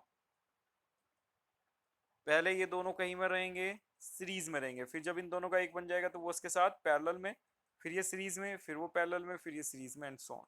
इस तरह से आप इस क्वेश्चन को सोल्व कर सकते हो। मैंने साइड में फिगर्स भी बनाई हुई है, आप इन फिगर्स को भी यूज में ला सकते हो। ठीक है, सिमिलरली इस क्वेश्चन में देखो, ये तीनों कहीं में हो गए सीरीज में। जब आप इन तीनों को सोल्व करके एक कैपेसिटेंस बनाओगे, एक जो एक नीचे बचा, दूसरा, दोनों कहीं में आ जाएंगे पैरेलल में। तो पहले आपको ये सीरीज सोल्व करना है, फिर जो इनका रिजल्टेंट आएगा उसको 1 माइक्रोफेरेड के साथ पैरेलल में सोल्व करके आंसर निकाल देना है। ठीक है, इस तरह से देखो, ये वाला क्वेश्चन थोड़ा सा डिफिकल्ट है, इसको हम समझ लेते हैं। अब आपको क्या करना है, देखो यहाँ पर पोटेंशियल V1, यहाँ पे भी 3 पॉइंट मिल रहे हैं, इसे मान लिया V2, यहाँ पे भी 3 है, V3, यहाँ पर भी 3 है, V4। ऑर्डर आप कैसे भी ले सकते हो, जरूरी नहीं V1 V2 VA VB कुछ भी लेट कर सकते हो। ठीक है, अब देखो इसके वोल्टेज V1 माइनस, यहाँ पे भी एक ले लेते हैं V5, तो इस वाले पे कितनी हो जाएगी V1 माइनस V5, इस पे कितनी हो जाएगी V1 माइनस V हो। तो ये दोनों कहीं में सोल्व करने हैं आपको पैरेलल में। सिमिलरली इस पे देखो, इस पे कितनी है V4, इस पे V3, तो इस पे कितनी हो जाएगी V4 माइनस V3, इस पे भी V4 माइनस V3, ये कहीं में हो गए आपके पैरेलल में। तो आपको दोनों को पैरेलल में सोल्व करना है, दोनों को पैरेलल में सोल्व करा, ये आ गया। इन दोनों को पैरेलल में सोल्व किया तो ये आया। अब इन दोनों को पैरेलल में सोल्व करोगे तो उसका सॉल्यूशन नीचे में ग्राफ बनाया हुआ ये रहा। तो इस तरह से आपका बन जाएगा। इस तरह का क्वेश्चन हम कर चुके हैं कि भाई ये दोनों कहीं में हो गए सीरीज में, ये दोनों सीरीज में, फिर जो आएगा कॉम्बिनेशन वो कहीं में हो जाएगा पैरेलल में हो जाएगा। तो इस क्वेश्चन को आप ट्राई टू सोल्व, आंसर यहाँ पे मैच कर लेना। नेक्स्ट क्वेश्चन लेते हैं, ये क्वेश्चन बहुत ज्यादा इंपॉर्टेंट है, जिसे कहते हैं वेरी इंपॉर्टेंट क्वेश्चन। ठीक है, वेरी इंपॉर्टेंट क्वेश्चन। इस तरह के क्वेश्चंस में प्रॉब्लम आती है कि इस फिगर को हम इस व्हाइट स्टोन ब्रिज में कैसे कन्वर्ट करें। अभी ये व्हाइट स्टोन ब्रिज क्या होता है ये हम आगे स्टडी करेंगे, अभी बस आपको याद रखना है कि इस तरह की फिगर ही व्हाइट स्टोन ब्रिज होती है। और व्हाइट स्टोन ब्रिज जब भी बनता है उसका जो रेशियो है, जैसे ये बन गया व्हाइट स्टोन ब्रिज, तो इसमें जो C1/C2 है वो किसके बराबर होना चाहिए, C3 डिवाइडेड बाई C4 के। और अगर ऐसा हो जाए तो C5 को आप हटा सकते हो, सर्किट में यूज नहीं करोगे। कैसे होता है सब ये हम नेक्स्ट चैप्टर में स्टडी करेंगे। ओके, चलो अब देखते हैं। इस तरह के क्वेश्चंस में आपको क्या करना है, इसमें 4 पॉइंट्स लेने हैं, ये पॉइंट ए, ये पॉइंट बी, ये पॉइंट सी, और ये पॉइंट डी। इस तरह से आपको 4 पॉइंट लेने हैं, और जो नीचे वाली फिगर है इस तरह से ड्रॉ कर देना है, ए बी सी डी। अब यहाँ पे चेक करो, यहाँ पे आप चेक करो ए और सी के बीच में रेजिस्टेंस कैपेसिटेंस कौन सा है, C1, ये लगा दिया आपने ए और सी के बीच में। ए और डी के बीच में कैपेसिटेंस कितना है, ए और डी के बीच में C2 हो गया। सी और डी के बीच में, सी और डी ये रहा C5 है, और बी और डी के बीच में कितना है C4 है, और बी और सी के बीच में कितना है C3 है। तो आप इस तरह से इनको अरेंज कर लोगे जो कि एक वेस्टोन से ब्रिज बन जाएगा। तो यहाँ पे फाइंड आउट करोगे C1/C2, सी, ये देखोगे अरे ये तो इक्वल आ गया, तो आपको पता चलेगा ये एक बैलेंस वेस्टोन ब्रिज है। और बैलेंस वेस्टोन ब्रिज बनते ही हम क्या करेंगे, बीच वाले कैपेसिटेंस को हटा देंगे। इसके हटाने से क्या होगा, अब ये दोनों सीरीज में, ये दोनों सीरीज में, इसको सोल्व करके जो आएगा उनको आपस पैरेलल में सोल्व करके आपको आंसर फाइंड आउट कर लेना है। ठीक है, ये पूरा सॉल्यूशन हुआ है। इस क्वेश्चन को अगर डाउट हो तो आप पूछ सकते हो कमेंट बॉक्स सेक्शन में। Second, the find the charge appeared on each of 3 capacitors shown in figure। इसमें 3 कैपेसिटेंस बनाए गए हैं, तीनों पे चार्ज बताना है। अब चार्ज के लिए हमें क्या करना होगा, चार्ज में क्या होता है, सीरीज में चार्ज सेम होता है। अब देखो ये दोनों कैपेसिटेंस पैरेलल में हैं, तो इस पे क्या सेम रहेगा, वोल्टेज, चार्ज डिफरेंट होगा, इसलिए इस पे Q2 है और इस पे Q3। अब जो इन दोनों को सोल्व करके सीरीज में आएगा, एक ये 8 पहले से यहाँ पे लगा है और एक इसको सीरीज में, इन दोनों को सोल्व करके ये कैपेसिटेंस आ जाएगा। अब देखो ये कहीं में हो गए, ये सीरीज में हो गए, तो इस पे भी चार्ज जो रहेगा वो ही चार्ज इनके कॉम्बिनेशन पे भी रहेगा। तो फिगर बनाएंगे हमने नेक्स्ट, ये देखो ये नीचे बनाई हुई है 8 माइक्रोफेरेड, 8 माइक्रोफेरेड, 8 माइक्रोफेरेड, ठीक है, दोनों सीरीज में हो गए। तो आप यहाँ से क्या फाइंड आउट करोगे, टोटल चार्ज फाइंड आउट करोगे। पहले तो आप इनको पैरेलल में सोल्व करोगे, फिर इसके साथ सीरीज में सोल्व करके इक्विवेलेंट कैपेसिटेंस आप फाइंड आउट करोगे। इक्विवेलेंट कैपेसिटेंस की हेल्प से आप क्या करोगे, टोटल चार्ज फाइंड आउट करोगे कि बैटरी से कितना चार्ज निकल रहा है। तो वो सोल्व करके आएगा कितना आपका 48, वो कितना है आपका टोटल चार्ज 48 आ गया। अब टोटल चार्ज 48 जो बैटरी से चार्ज निकला है वही चार्ज क्या होता है, यहाँ पर भी कितना निकला 48 माइक्रोकुलाम। अब वो चार्ज दो पार्ट्स में डिवाइड हो जाएगा, ठीक है, क्लियर इतना। तो अब आपको उसकी वैल्यू निकालनी है, ये आपने निकाला Q2 कितना होगा C2 × V4। भाई वोल्टेज दोनों पैरेलल में कनेक्टेड है तो वोल्टेज सेम रहेगी। वोल्टेज कितनी आएगी इन पे 6, वो आप सोल्व करके इसका आंसर यहाँ पर फाइंड आउट कर सकते हो, ठीक है। फर्स्ट आपको यही कॉन्सेप्ट को याद रखना है कि ये आपके सीरीज में है तो आपकी चार्ज सेम रहेगा, पैरेलल में है तो वोल्टेज सेम रहेगी, ठीक है। अच्छा, इसमें एक डाउट आपको आ सकता है कि इस पे 6 वोल्ट कैसे है, ठीक है। तो उसके लिए मैं सॉल्यूशन करा देता हूँ यहीं पे। देखो ऊपर वाला कैपेसिटेंस कितना आया 8, और जब आप इनको 4 और 4 को पैरेलल में सोल्व करोगे कितना आएगा 8, इस पे भी 8, इस पे भी 8। वोल्टेज की बैटरी कितनी है 12 वोल्ट, क्लियर इतना। जब आपकी 12 वोल्ट है, दोनों कैपेसिटेंस इक्वल है तो वोल्टेज भी इक्वल डिस्ट्रीब्यूट हो जाएगी, क्योंकि पैरेलल में वोल्टेज सेम होती है और सीरीज में चार्ज। अब ये सीरीज में लगे हैं तो चार्ज सेम होगा, वोल्टेज नहीं होगी। तो दोनों वोल्टेज पे क्या हो जाएगी, इक्वली डिवाइड हो जाएगी। तो इस पे भी 6 वोल्ट होगा और इस पर भी 6 वोल्ट आ जाएगी, ठीक है। फिर आप ये फॉर्मूला यहाँ पे अप्लाई कर लेना कि भाई 6 ये रहा, 4 × 6, Q3 कितना हो जाएगा 4 × 6, तो दोनों पे 24 माइक्रोकुलाम आंसर आ जाएगा, ठीक है। Find the charge supplied by the battery in this arrangement. अब आपको इस अरेंजमेंट में जो बैटरी लगी है ये 10 वोल्ट की, इससे आपको चार्ज को फाइंड आउट करना है। वैल्यू दी है 5 माइक्रोफेरेड, ये कितना दिया है 6 माइक्रोफेरेड। ये क्वेश्चन आपको सेल्फ सॉल्व करना है, ठीक है, ये वाला। और इसका आंसर आप कमेंट बॉक्स में लिखिए। प्रॉब्लम आई, क्वेश्चन सॉल्व नहीं हो पा रहा है, मैंने सॉल्यूशन नीचे किया हुआ है, हिंट ले सकते हो आप इससे। फिर भी प्रॉब्लम आ रही है तो आप इसको मेरे से कमेंट सेक्शन में पूछ सकते हो, ठीक है। नेक्स्ट क्वेश्चन देखिए, अभी हमने किया इस तरह का क्वेश्चन। अब इसमें डिफरेंस क्या आया, वहां पे इस यहाँ पर और यहाँ पर भी एक एक कैपेसिटेंस कनेक्टेड थे, अब यहाँ पर कनेक्टेड नहीं है। तो उस तरह से इस तरह के क्वेश्चंस को क्या करेंगे, वही करना है। ये ए, ये सी, ये डी, ये बी, वही आपको A B C D draw कर देना है। ए बी सी डी से क्या होगा, ठीक है, ए बी सी डी से क्या होगा। अब देखो ए और डी, ए और डी के बीच में क्या है, वायर कनेक्टेड है। ए और डी के बीच में वायर कनेक्टेड है, ये वायर कनेक्टेड हो गया, ठीक है। इस तरह का फिगर ना बना के, चलो मैं इसको और सिंपल कर देता हूँ, यहाँ पे बना देता हूँ सीधा। अब देखो जब दो टर्मिनल या दो पॉइंट्स के बीच में वायर कनेक्टेड होता है तो उसको आप एक ही पॉइंट मान सकते हो। जैसे कि यहाँ पे देखो ए से क्या कनेक्टेड है डी, तो ए और डी सेम पॉइंट होंगे। यहाँ पे देखो सी और यहाँ पे क्या बी, एक ही पॉइंट से कनेक्टेड है सी और बी, ठीक है, एक पॉइंट हो गया। इतना क्लियर हो गया। ध्यान रखना है कि अगर कोई वायर से कनेक्टेड है तो एक कंडक्टर होता है, इसके पोटेंशियल सेम रहेगा, तो आपको डिफरेंट पॉइंट्स लेने की रिक्वायरमेंट नहीं है। तो यही पॉइंट आपके ए डी होगा और यही पॉइंट आपके बी सी होगा। अब ए और सी के बीच में कैपेसिटेंस C1 है, क्लियर। सी और डी के बीच का कैपेसिटेंस C2 है, और बी और डी के बीच का कैपेसिटेंस कितना है C3 है।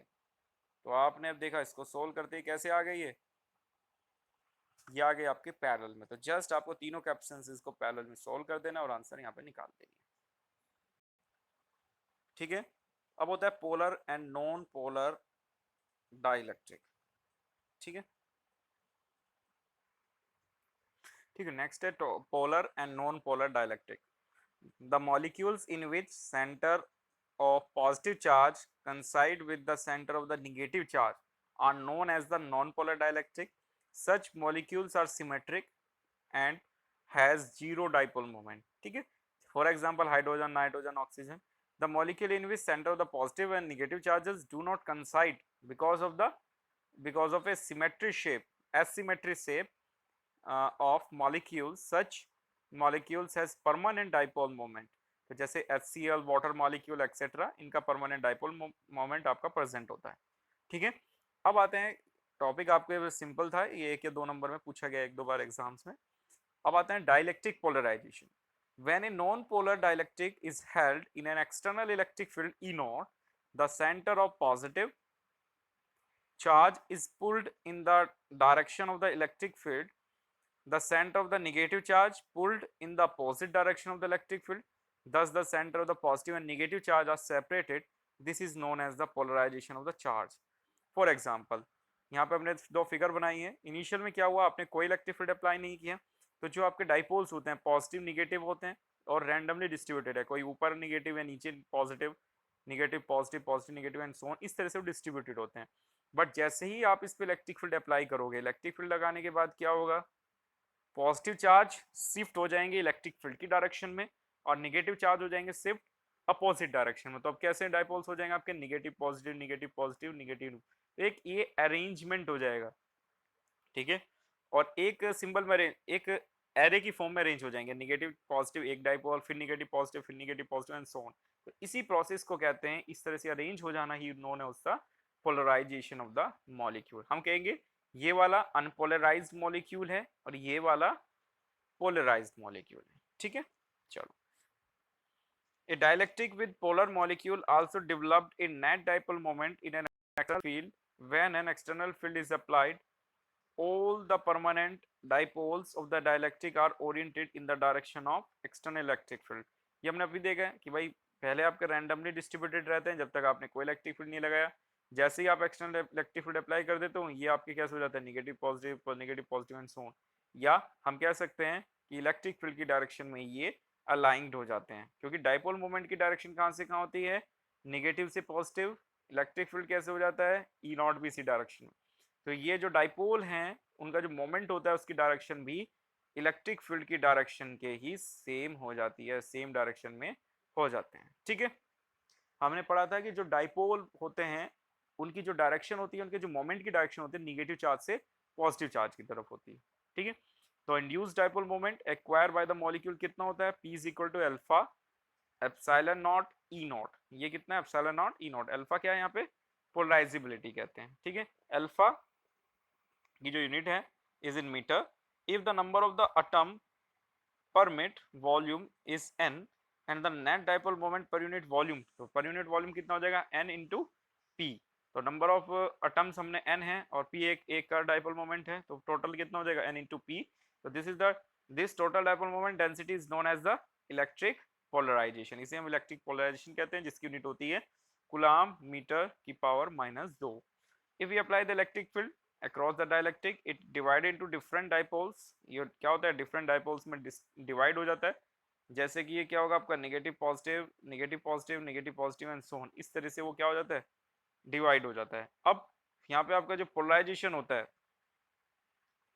पोलराइजेशन होता है आपका electric dipole moment divided by volume, और आप यहाँ से कह सकते हो P is equal to Q D divided by A D, या सिग्मा ए डी, क्योंकि Q को चार्ज को क्या कह सकते हैं, सिग्मा इंटू ए। सिग्मा क्या है यहाँ पे, सरफेस चार्ज डेंसिटी, तो sigma into D divided by A D. तो यहाँ से रो सिग्मा पी भी आप फॉर्मूला अप्लाई कर सकते हो। ठीक है, तो ए डी से ए डी कट जाएगा तो रो कितना होगा, सिग्मा या सरफेस चार्ज डेंसिटी के इक्वल होगा। अब देखो एक्सटर्नल इलेक्ट्रिक फील्ड इस डायरेक्शन में है, जिसे हम कहेंगे ई नॉट। ई नॉट कब होगा, एयर में, जो एयर में प्रेजेंट इलेक्ट्रिक फील्ड है, पोलराइजेशन की वजह से ये होगा। ठीक है, तो अब क्या होगा, दोनों सेम डायरेक्शन में है। ठीक है, इलेक्ट्रिक फील्ड पॉजिटिव से नेगेटिव है, ये ई नोट हो गया, ये ई हो गया। क्लियर इतना। अब ईपी कहां से कहां होगा, ईपी ईपी मतलब electric field due to dipole, वो कैसे होगा, इस डायरेक्शन में।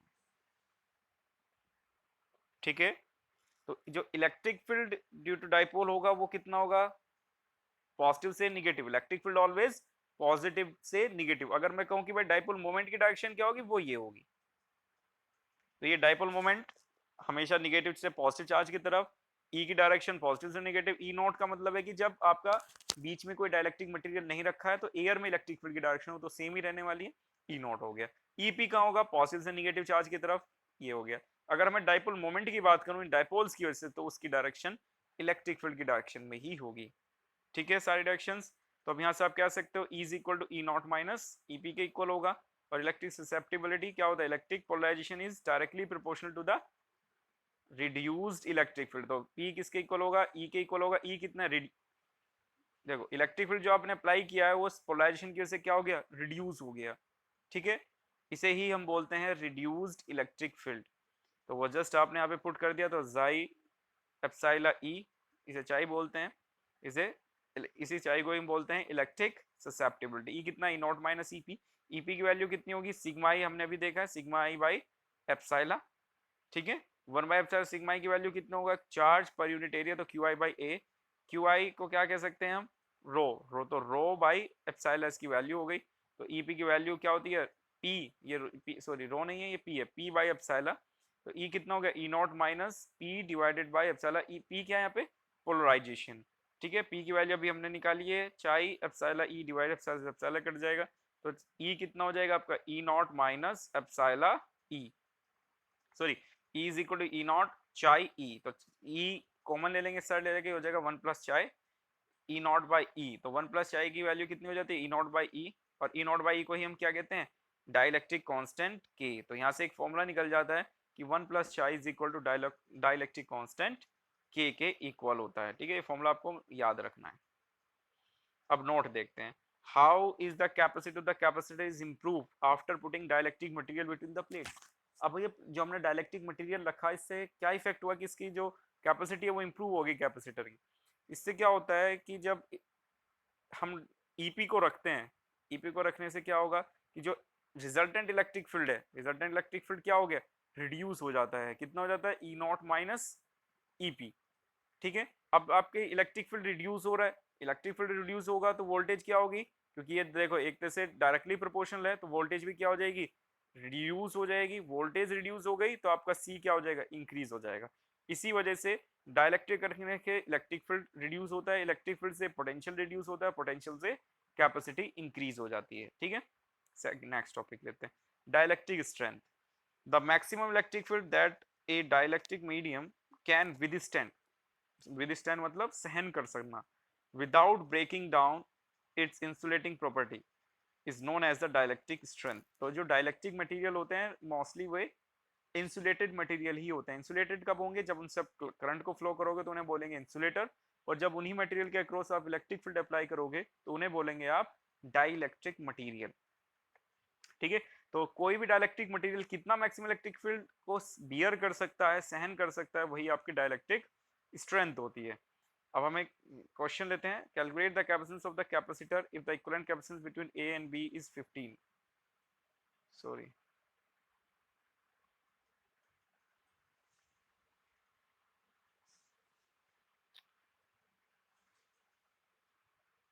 ठीक है, ए और बी के बीच में कितना दिया है, कैलकुलेट द कैपेसिटेंस ऑफ सी, सी की आपको वैल्यू फाइंड आउट करनी है। ठीक है, अगर A and B, if the equivalent capacitance between A and B, इसके ए और बी के बीच में जो इक्विवेलेंट कैपेसिटेंस है वो कितना है, 15 माइक्रोफेरेड। तो आपको सी की वैल्यू निकालनी है। तो क्या करोगे आप, पहले इन दोनों को पैरेलल में सोल्व करोगे, फिर इसको सी को उसके साथ सीरीज में सोल्व करोगे, जो सॉल्यूशन आएगा उसको इक्वल रख दोगे 15 माइक्रोफेरेड के इक्वल। ठीक है, सोल्व करो, देखो सीरीज में सोल्व किया, फिर ये आ गया। अब क्या करा, सी इक्विवेलेंट कितना होता है सीरीज के लिए, 1/CP 1/C, फॉर्मूला सोल्व करके सी की वैल्यू आपको फाइंड आउट कर सकते हो। ठीक है, देखो ये जो नेक्स्ट डेरिवेशन है ये ज्यादा इंपॉर्टेंट नहीं है, बट ये 2 बार पेपर में पूछा गया है सीबीएसई बोर्ड में, तो मैंने इसलिए इसको कवर किया हुआ है। ठीक है, ये आपको क्या निकालना है, एक यूनिफॉर्म वायर की हेल्प से इलेक्ट्रिक फील्ड फाइंड आउट करना है। कब करना है, जबकि आपको गॉस थ्योरम को यूज नहीं करना है। अभी हमने पीछे प्रीवियस चैप्टर में ये सब पढ़ा है, स्टडी किया है, वहां पर हमने क्या यूज किया था, वहां पर हमने गॉस थ्योरम को यूज किया था, बट यहाँ पे आपको गॉस थ्योरम को यूज नहीं करना है। ठीक है, तो यहाँ पे क्या हुआ, आपका एक वायर हो गया ये जिसपे पॉजिटिव चार्ज है, इससे वाई डिस्टेंस पे कौन सा पॉइंट है, पी है। ठीक है, और अब आपने क्या किया, इस वायर पे एक छोटा सा पार्ट ले लिया जिसपे चार्ज कितना हो गया, डी क्यू हो गया, और वो इस पॉइंट पी से कितने डिस्टेंस पर है, आर पर है। तो, तो जहाँ पे इलेक्ट्रिक फील्ड होगा उसके दो कंपोनेंट होंगे, E Y and E X, और जो डी ई है, D E component E Y से जो एंगल बना रहा है दैट इज थीटा। तो अब इसको सोल्व करते हैं। तो सबसे पहले डी फॉर्मूला कितना हो जाएगा, 1/4 pi epsilon naught Q divided by R square. D क्या होगा कि स्मॉल चार्ज की वजह से इलेक्ट्रिक फील्ड, तो स्मॉल चार्ज कितना होगा आपका डी क्यू। तो यहाँ पे आपने क्या यूज किया, डी क्यू यूज किया। डी क्यू क्या हो जाएगा आपका, लाइन चार्ज डेंसिटी कितना होता है, क्योंकि एक वायर्ड है तो line charge density D Q by D x, मतलब चार्ज डिवाइडेड बाय डिस्टेंस। तो D Q by D x, D Q की वैल्यू कितना हो जाएगी, लैम्डा डी एक्स। तो आप यहाँ पे यूज कर सकते हो ट्राइंगल में, कौन सा ट्राइंगल, पी ओ ए, ये वाला ट्राइंगल पी ओ ए, ये वाला ट्राइंगल पी ओ ए, ये डिस्टेंस वाई, ये डी एक्स, ये आर। तो यहाँ पे यूज कर सकते हो, सॉरी ये डिस्टेंस एक्स है, ये वाली डिस्टेंस है वो है आपकी डी एक्स। तो यहाँ पे आर स्क्वायर कितना हो जाएगा, X square plus Y square, और डी की वैल्यू आप यहाँ पे पुट कर सकते हो। आर स्क्वायर के प्लेस पे क्या पुट करोगे, एक्स स्क्वायर वाई स्क्वायर, और डी क्यू के प्लेस पे लैम्डा डी एक्स। अब आपको इलेक्ट्रिक फील्ड दो कंपोनेंट हो गए, डी कॉस थीटा और डी साइन थीटा। ठीक है, डी ई कॉस थीटा, ये रहा डी कॉस थीटा, ये वाला कंपोनेंट डी कॉस थीटा, और डी ई ये वाला कंपोनेंट होगा डी ई साइन थीटा, और ये होगा आपका डी ई कॉस थीटा। ये कॉस थीटा क्यों होगा, क्योंकि जो एंगल के पास वाला जो थीटा एंगल है, ये पास वाला हमेशा कॉस थीटा होता है और दूर अवे वाला हमेशा साइन थीटा होता है। ठीक है, चलो अब क्या होगा कि जो इसका डी कॉस थीटा है यहाँ वाले के लिए इस डायरेक्शन में होगा डी। अगर कोई मैं इधर कोई स्मॉल पार्ट इधर है, क्योंकि मुझे इसको इंटीग्रेट करना है तो मैं पूरी लेंथ के लिए निकालूंगा। तो जो चार्ज इधर प्रेजेंट होगा उसकी वाई डायरेक्शन इधर होगा, और उसका कंपोनेंट इधर होगा एक dx, और इधर हो जाएगा आपका dy। देखो एक कंपोनेंट इधर है, एक तो ये सारे जो कंपोनेंट्स होंगे एक दूसरे को कैंसिल कर देंगे, केवल अपवार्ड वाले कंपोनेंट्स ही लेफ्ट होंगे। ठीक है, तो जो टोटल इलेक्ट्रिक फील्ड होगा केवल अपवार्ड वाले की वजह से होगा, और that will B D E cos theta. ठीक है, डी आपको पता है, कॉस थीटा आपको पता है। अब यहाँ पे वेरिंग क्वांटिटी है dx, तो आप dx को क्या करोगे, एंगल में कन्वर्ट कर लोगे। तो ये आ गया, dx को आप एंगल में कन्वर्ट कर सकते हो कैसे, ये x हो गया, ये y हो गया, ये एंगल थीटा हो गया, क्योंकि आमने सामने वाले एंगल इक्वल होते हैं। ये एंगल थीटा है तो ये एंगल भी थीटा होगा। ठीक है, तो यहाँ पे tan थीटा आप यूज कर सकते हो, that will be x divided by y। यहाँ पे आपने पुट कर दिया x डिवाइडेड बाय y, या x is to Y tan theta, आपको चाहिए dx, तो आप इसको डिफरेंशिएट करोगे और यहाँ पे इसको सोल्व कर लोगे। उसके बाद लिमिट x कहाँ से कहाँ चेंज हो रहा है, 0 से इन्फिनिटी तक। जब आप x 0 पुट इन्फिनिटी पुट करो तो tan थीटा की वैल्यू कितनी आएगी, π/2, और यहाँ पे देखोगे तो जब 0 पुट करोगे तो इसकी वैल्यू कितनी आएगी, 0। तो आप लिमिट यहाँ पे पुट कर सकते हो। अब ये होंगे ओनली क्या चेंज हो रहा है, थीटा चेंज हो रहा है, तो उसको सोल्व करके आप यहाँ से आंसर निकाल सकते हो। ये होगा lambda divide by 2 epsilon naught y sin π/2 minus sine 0। तो e की वैल्यू कितनी हो जाएगी, lambda divided by 2 pi epsilon not into y। देखो कंपटीशन में पूछा जा सकता है इस तरह के क्वेश्चंस कि भाई अगर वायर की कुछ लेंथ है, वायर जो लेंथ है वो इन्फिनिटी नहीं है, तो उस टाइम पे जो फॉर्मूला हो जाएगा वो 2 pi epsilon naught y sine theta 1 minus sine theta 2। ठीक है, तो ये फॉर्मूला आपको याद रखना है। अगर आपकी वो इनफाइनाइट लेंथ का है तो उस केस में ये फॉर्मूला होना ही है, ये वाला इजीली है, जो हम पहले भी प्रूव कर चुके। अब नेक्स्ट है कि prove that the motion of the charge in the electric field is parabolic in nature. ये भी इंपॉर्टेंट टॉपिक है। ठीक है, आपको कोई चार्ज मोशन कर रहा है, अब ये इलेक्ट्रिक फील्ड कहाँ से होगा, पॉजिटिव प्लेट या निगेटिव प्लेट। इलेक्ट्रिक फील्ड ऊपर से नीचे की तरफ होगा। इलेक्ट्रिक फील्ड से क्या जनरेट होगा, फोर्स। फोर्स कितना होता है, Q इंटू ई। फोर्स से क्या जनरेट होगा, एक्सेलरेशन, वो कितना होता है, F डिवाइडेड बाई m। ठीक है, तो यहाँ पे देखो फोर्स हुआ, फोर्स कितना हो गया, Q E से क्या जनरेट हुआ, acceleration, F equal to ma। ma किसके इक्वल होना चाहिए, Q E के, तो यहाँ से एक्सेलरेशन मिल गया। अब इस जो आपका एंटर करेगा, इसमें दो, कोई ये इस तरह से एंटर किया आपका चार्ज पार्टिकल। ठीक है, तो जैसे ही इस पे कौन सा चार्ज है, निगेटिव, तो पॉजिटिव की तरफ ये क्या करेगा, अट्रैक्ट करेगा। तो फोर्स कैसे लग रहा है, परपेंडिकुलर अपवार्ड। तो जो इलेक्ट्रिक फील्ड की वजह से जो शिफ्टिंग होगी वो ये होगी, जिसे हमने डिनोट कर दिया y से। तो वो किस एक्सिस में शिफ्टिंग होगी? y में। तो यहाँ पे जो इसकी वेलोसिटी होगी वो दो कंपोनेंट होंगे, एक होगा y एक्सिस में और एक होगा x एक्सिस में। तो जो y एक्सिस वाला कंपोनेंट है वो किससे जनरेट होगा? इलेक्ट्रिक फील्ड से। किससे? इलेक्ट्रिक फील्ड से। बट जो x एक्सिस वाला कंपोनेंट की जो वेलोसिटी होगी वो वही होगी जिस वेलोसिटी से ये इलेक्ट्रॉन एंटर कर रहा है। ठीक है, चलो तो यहाँ से आपने a निकाला, a is equal to f is equal to m A put कर दिया। फिर आप इसमें क्या लगाओगे? आपको डिस्प्लेसमेंट निकालना है, तो मोशन की second equation ut plus half A T square. You आपको पता है इनिशियली जब वो एंटर किया तो वो उसकी वेलोसिटी जीरो थी। अब यहाँ पे क्वेश्चन होगा जीरो कैसे? भाई जो डिस्प्लेसमेंट हो रहा है वो परपेंडिकुलर हो रहा है, तो जब ये इसमें एंटर किया तो जो परपेंडिकुलर वेलोसिटी थी वो जीरो थी, ना कि हॉरिजॉन्टल वाली वेलोसिटी जीरो नहीं थी। ठीक है, परपेंडिकुलर वाली ही जीरो थी, इसलिए हमने वहां पे u को जीरो पुट किया, क्योंकि जो हम डिस्प्लेसमेंट निकाल रहे हैं वो कौन सी डायरेक्शन में निकाल रहे हैं? परपेंडिकुलर डायरेक्शन में निकाल रहे हैं। तो यहाँ पे a की value Q E by M L square by V X square यहाँ पे पुट कर दिया। y इज इक्वल टू कितना आ गया? L square. ये किसकी इक्वेशन है? वाई स्क्वायर 4x, एक पैराबोलिक इक्वेशन है। तो हम कह सकते हैं कि जो इलेक्ट्रिक फील्ड में इसका जो मोशन है वो एक पैराबोलिक टाइप का होता है। ठीक है, obtain the capacitance of the network for 300 volt supply, determine the charge end voltage across each capacitor. आपको हर कैपेसिटेंस के अक्रॉस चार्ज और वोल्टेज निकालना है। ठीक है, इस तरह के मैं बहुत सारे क्वेश्चंस आपको करा चुका हूँ। अगर आपको फिर भी डाउट हो रहा है आप इसको सॉल्व करने की कोशिश कीजिए। फिर भी आपका अगर आपको डाउट हो रहा है तो आप मेरे से अलग से पूछ सकते हैं। ठीक है,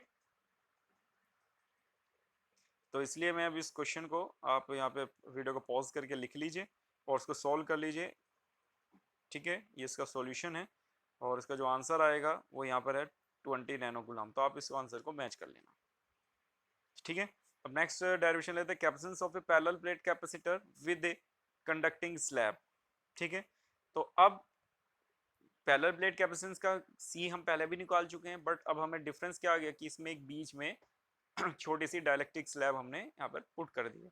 कंडक्टिंग स्लैब भी कर सकते हैं, डाइलेक्ट्रिक भी। तो अभी कौन सी की हमने? Conducting slab.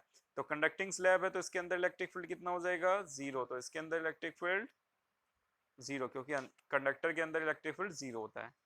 ठीक है, अगर ये एक स्लैब नहीं होती तो कैपेसिटेंस कितना होता है? Epsilon not a divided by D. अब हमने कंडक्टिंग स्लैब रख दी तो टोटल पोटेंशियल कितना हो जाएगा? v is equal to E naught D minus T. अब ये फॉर्मूला कैसे आया भाई? जो एयर, जहां पर एयर प्रेजेंट है, जैसे ये वाला मीडियम में एयर, इस दोनों मीडियम में एयर प्रेजेंट है, तो इलेक्ट्रिक फील्ड कितना है वहां पे? ई नॉट। कितनी डिस्टेंस में एयर प्रेजेंट है? टोटल डिस्टेंस है डी, इसी की जो कंडक्टिंग स्लैब है उसकी डिस्टेंस है टी, तो एयर की डिस्टेंस कितनी होगी? D minus T. तो जो पोटेंशियल अब प्लस में आना चाहिए था, the electric field on the conducting plate, वो कितना है? Zero into T. तो वो तो पहले से ही जीरो है तो ये जीरो हो जाएगा। एक टर्म बचेगी ई नॉट डी माइनस टी। तो सिग्मा की वैल्यू कितनी हो जाएगी? क्यू डिवाइडेड बाई ए। तो इलेक्ट्रिक फील्ड कितना हो जाएगा? ई नॉट कितना होता है? Sigma by epsilon not. यहाँ पर आपको पुट कर देना है। सिग्मा को हम क्या कह सकते हैं? Charge per unit area. तो Q by A, Q by V निकाल लीजिए, आपका फॉर्मूला यहाँ से डिराइव हो जाएगा। तो सी कितना हो जाएगा? Epsilon not a divided by D, D minus T divided by D. D से डिवाइड कर दो और एप्सिलॉन नॉट ए और क्यू को हम क्या कह सकते हैं? सी कहते हैं। ये सी हो गया आपका सी।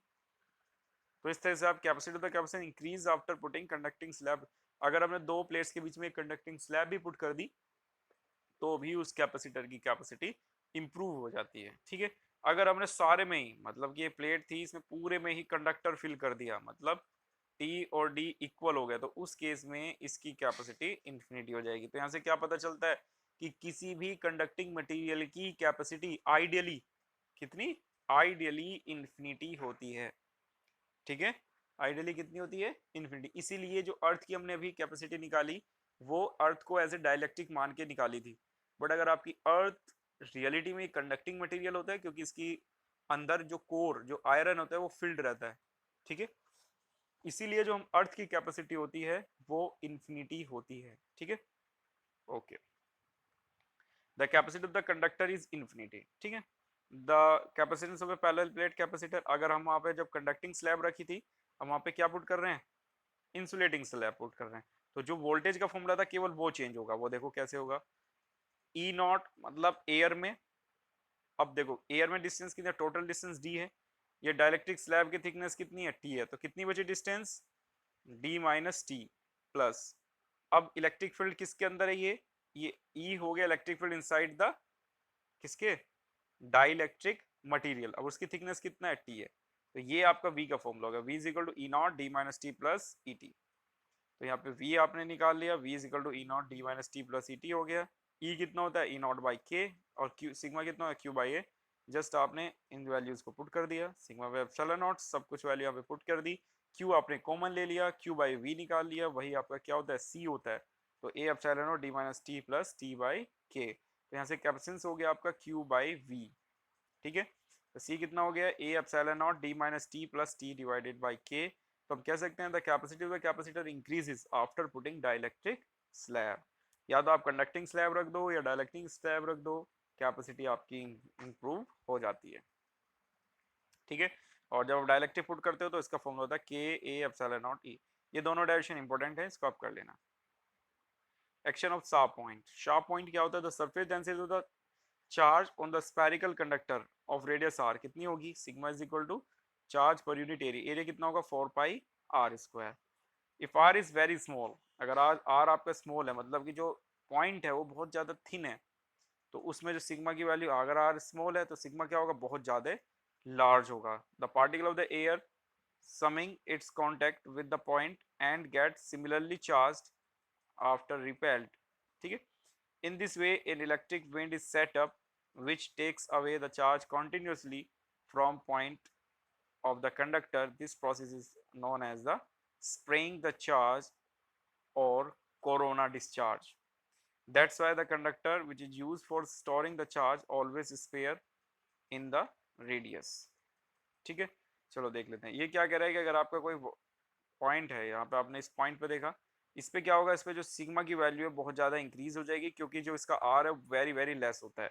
जब सिग्मा यहाँ पे इंक्रीज हो जाएगा तो यहाँ पे जो चार्ज डेंसिटी है वो बहुत ज़्यादा हो जाएगी और इन्वायरमेंट की चार्ज डेंसिटी लेस हो जाएगी, तो अब आपकी चार्ज कहाँ से कहाँ ट्रेवल करने लगेगा, हाई डेंसिटी से लो डेंसिटी की तरफ, तो ये एक ऐसा मीडियम क्रिएट हो जाएगा जिसमें आपके चार्ज प्रेजेंट होंगे, तो इसे बोलते हैं आप कोरोना डिस्चार्ज, जो इस वायर पे चार्ज था वो इन्वायरमेंट में डिस्चार्ज होने लगेगा, इसी प्रोसेस को बोलते हैं कोरोना डिस्चार्ज। अब हम दो नोट ले रहे हैं, ये दोनों नोट वेरी इंपॉर्टेंट और इससे लगभग हर साल में एक न्यूमेरिकल क्वेश्चन पेपर में आता ही आता है, ठीक है, तो इसमें आपको कुछ बातें याद रखनी है। व्हेन ए डाइलेक्ट्रिक स्लैब, अब क्या करना है, जो एक कैपेसिटर है उसमें एक डाइलेक्ट्रिक स्लैब हम इंसर्ट करा रहे हैं, ठीक है, अगर हम इंसर्ट करा रहे हैं, introduce between the plates the charge capacitor battery connected across the plate, condition क्या ले ली कि इस प्लेट में जब हम डायरेक्टली स्लैब एंटर करा रहे हैं तो उस टाइम पर इसके साथ V वोल्ट की बैटरी कनेक्टेड है, अगर आपकी V वोल्ट की बैटरी कनेक्टेड है तो जो पोटेंशियल है इस कैपेसिटर का वो कभी भी चेंज नहीं होगा, तो पोटेंशियल डिफरेंस कैसा रहेगा, कांस्टेंट रहेगा। नंबर 2, अब कैपेसिटी क्या होगा, डाइलेक्ट्रिक स्लैब रखने से कैपेसिटी ऑलवेज क्या होती है, इंक्रीज हो जाती है, तो उस कैपेसिटर की कैपेसिटी इंप्रूव हो जाएगी, और अगर चार्ज की वैल्यू निकाले, चार्ज क्या होता है Q into C V, C की वैल्यू कितना हो जाएगा K C naught V naught, अब K को ऐसे रखो, सी नॉट वी नॉट क्या होता है Q नॉट, तो उसके जो चार्ज है इस कैपेसिटर में जो चार्ज स्टोर होगा वो भी इंक्रीज हो जाएगा, ये फॉर्मूला आपको याद रखने हैं, जैसे कि भाई ये वोल्टेज कांस्टेंट हो जाती है, ठीक है, ये सी की वैल्यू इंक्रीज हो जाती है, ये Q इंक्रीज हो जाती है, इलेक्ट्रिक फील्ड क्या होता है वो डिक्रीज हो जाता है डाइलेक्ट्रिक के रखने से, और जो एनर्जी स्टोर्ड होती है वो भी इंक्रीज हो जाती है, ठीक है, ये चीजें आपको पता होना चाहिए, कितने से होती है हमेशा, या तो डिक्रीज होगी डिवाइड बाई के, इंक्रीज होगी तो मल्टीप्लाई बाई के, ठीक है, इतना याद रखना है आपको। अब दूसरा केस आता है कि भाई जब आपने इसमें डाइलेक्ट्रिक स्लैब को इंट्रोड्यूस किया प्लेट में, तो प्लेट आपने बैटरी से रिमूव कर दी, when the battery of the plates charge conductor is off, off कर दी मतलब रिमूव कर दी है, ठीक है, अगर आपने ऑफ करी तो उस केस में वोल्टेज कांस्टेंट नहीं रहेगी, उस केस में क्या कांस्टेंट रहेगा, चार्ज कांस्टेंट रहेगा, अगर चार्ज कांस्टेंट रहेगा तो कैपेसिटेंस क्या होगा उसका, इंक्रीज हो जाएगा, भाई C is equal to C naught K, dielectric रखते ही तो कैपेसिटेंस तो इंक्रीज होना ही है। वोल्टेज का फॉर्मूला क्या होगा, वोल्टेज होता है Q बाई सी, ठीक है, चार्ज क्या हो रहा है, कांस्टेंट रहने वाला, तो चार्ज में कोई डिफरेंस नहीं होगा, ये हो जाएगा के सी नॉट। अब क्यू नॉट इसको क्या कहते हैं हम, वी नॉट डिवाइडेड बाई के। तो हम कह सकते हैं जो पोटेंशियल है वो क्या हो जाएगा, डिक्रीज हो जाएगा। इसी तरह इलेक्ट्रिक फील्ड क्या होता है, ई बाई वी बाई डी। अगर इलेक्ट्रिक फील्ड डिक्रीज हो रहा है तो सॉरी वोल्टेज डिक्रीज हो रही है तो इलेक्ट्रिक फील्ड डेफिनेटली डिक्रीज होगा। अब एनर्जी देख लेते हैं, हाफ क्यू स्क्वायर बाई सी आपने फॉर्मूला, तो आपकी जो एनर्जी है वो भी डिक्रीज हो जाएगी। तो आप यहाँ पे सिंपल लैंग्वेज में कह सकते हो कि अगर आप डायरेक्ट्रिक स्लैब इंसर्ट करते हो जब वोल्टेज कनेक्टेड है तो एनर्जी इंप्रूव होती है। अगर आपने बैटरी को रिमूव कर दिया और फिर आप डायरेक्ट्रिक स्लैब इंसर्ट कराते हो तो उस केस में पोटेंशियल एनर्जी डिक्रीज होती है। डिफरेंस आपको याद रखना है, ठीक है। अब इसके नेक्स्ट न्यूमेरिकल लेते हैं। इसने कहा है कि कैपेसिटेंस अरेंजमेंट है of 4 plates each of area. जो सारी प्लेट्स का जो एरिया है वो ए है और उनके बीच की डिस्टेंस डी है। अब आपको कैपेसिटेंस देखना है। देखो एक प्लेट इस पे पॉजिटिव चार्ज, दूसरी प्लेट निगेटिव, आपने लेट कर लिया। तो इस वाली प्लेट पे वी ए प्लस का होगा और इस पे निगेटिव, इस वाली पे प्लस और इस वाली पे निगेटिव। दो एक कैपेसिटेंस को बनाने के लिए दो प्लेटों पर एक पे पॉजिटिव चार्ज होना चाहिए और दूसरे पे निगेटिव। तो एक कैपेसिटेंस ये बनेगा और एक कैपेसिटेंस ये बनेगा। ये दोनों आपस में कोई कैपेसिटर नहीं बनाएंगे क्योंकि दोनों प्लेट्स पर चार्ज नेगेटिव है। तो यस क्या होगा, आपके दो कैपेसिटेंस बनेंगे, दोनों कहीं में कनेक्टेड होंगे, पैरेलल में कनेक्टेड होंगे। क्यों, क्योंकि इस बैटरी का एक टर्मिनल ए से और इसका भी एक टर्मिनल ए से है ना, बैटरी या बैटरी के पॉजिटिव टर्मिनल से इसका दूसरा टर्मिनल एक साथ जुड़े हुए हैं। तो इस तरह की कॉम्बिनेशन को आप क्या कहते हैं, पैरेलल कॉम्बिनेशन। दोनों पैरेलल में होंगे, इसको आप सोल्व कर लेना, ठीक है। For a capacitor the voltage difference between two plates should not be zero. अगर आपका वोल्टेज डिफरेंस जीरो होगा, भाई ये कैपेसिटेंस क्यों नहीं बना, ये वाला पार्ट, क्योंकि दोनों पे पोटेंशियल कैसा है, ये भी बी है ये भी बी है, दोनों पे पोटेंशियल सेम होगा तो पोटेंशियल डिफरेंस कितना होगा, जीरो। अगर आपका पोटेंशियल डिफरेंस जीरो हो गया तो उस केस में क्या हो जाएगा, C is equal to Q by V. भाई पोटेंशियल डिफरेंस जीरो तो 1/0 इन्फिनिटी, तो उस टाइम पे कैपेसिटी क्या हो जाएगी, इन्फिनिटी हो जाएगी, ठीक है। सेकंड केस लेते हैं। अब देखो ए पे पॉजिटिव चार्ज आता है, यहाँ पे कौन सा होगा, पॉजिटिव, दूसरा ये वाला भी पॉजिटिव। अब ये बी पे कौन सा, निगेटिव, यहाँ भी निगेटिव, यहाँ भी। तो एक कैपेसिटेंस हो गया पॉजिटिव निगेटिव, दूसरा ये वाला पॉजिटिव निगेटिव और तीसरा ये वाला पॉजिटिव निगेटिव। तो यहाँ पर आपके तीन कैपेसिटेंस फॉर्म हो जाएंगे, पहला इसमें, दूसरा इसमें, तीसरा इसमें। तो तीनों कैपेसिटेंस को आपको पैरेलल में सोल्व कर देना, आंसर निकाल देना है, ठीक है।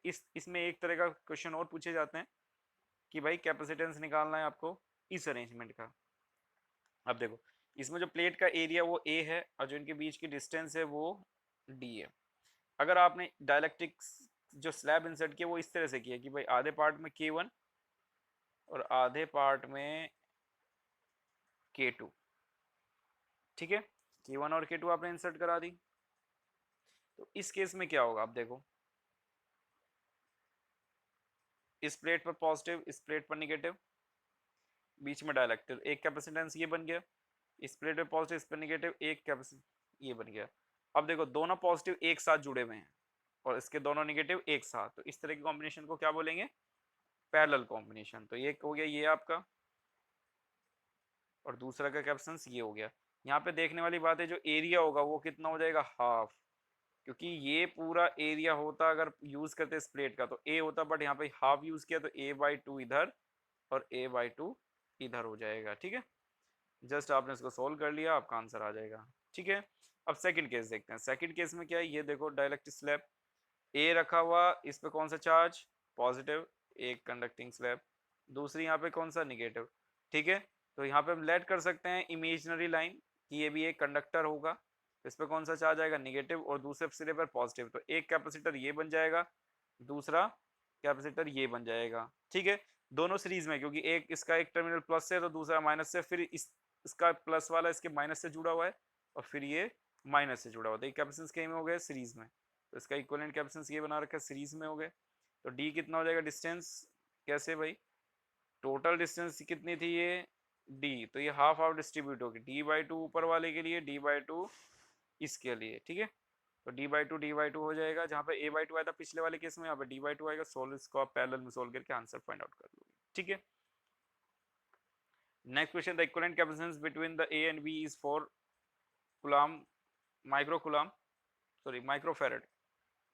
आपको कैलकुलेट करना है the value of the c। इस तरह का क्वेश्चन मैं पीछे करा चुका हूँ, इसको आप जस्ट लिख लीजिए और ये इसका फिगर हो गया।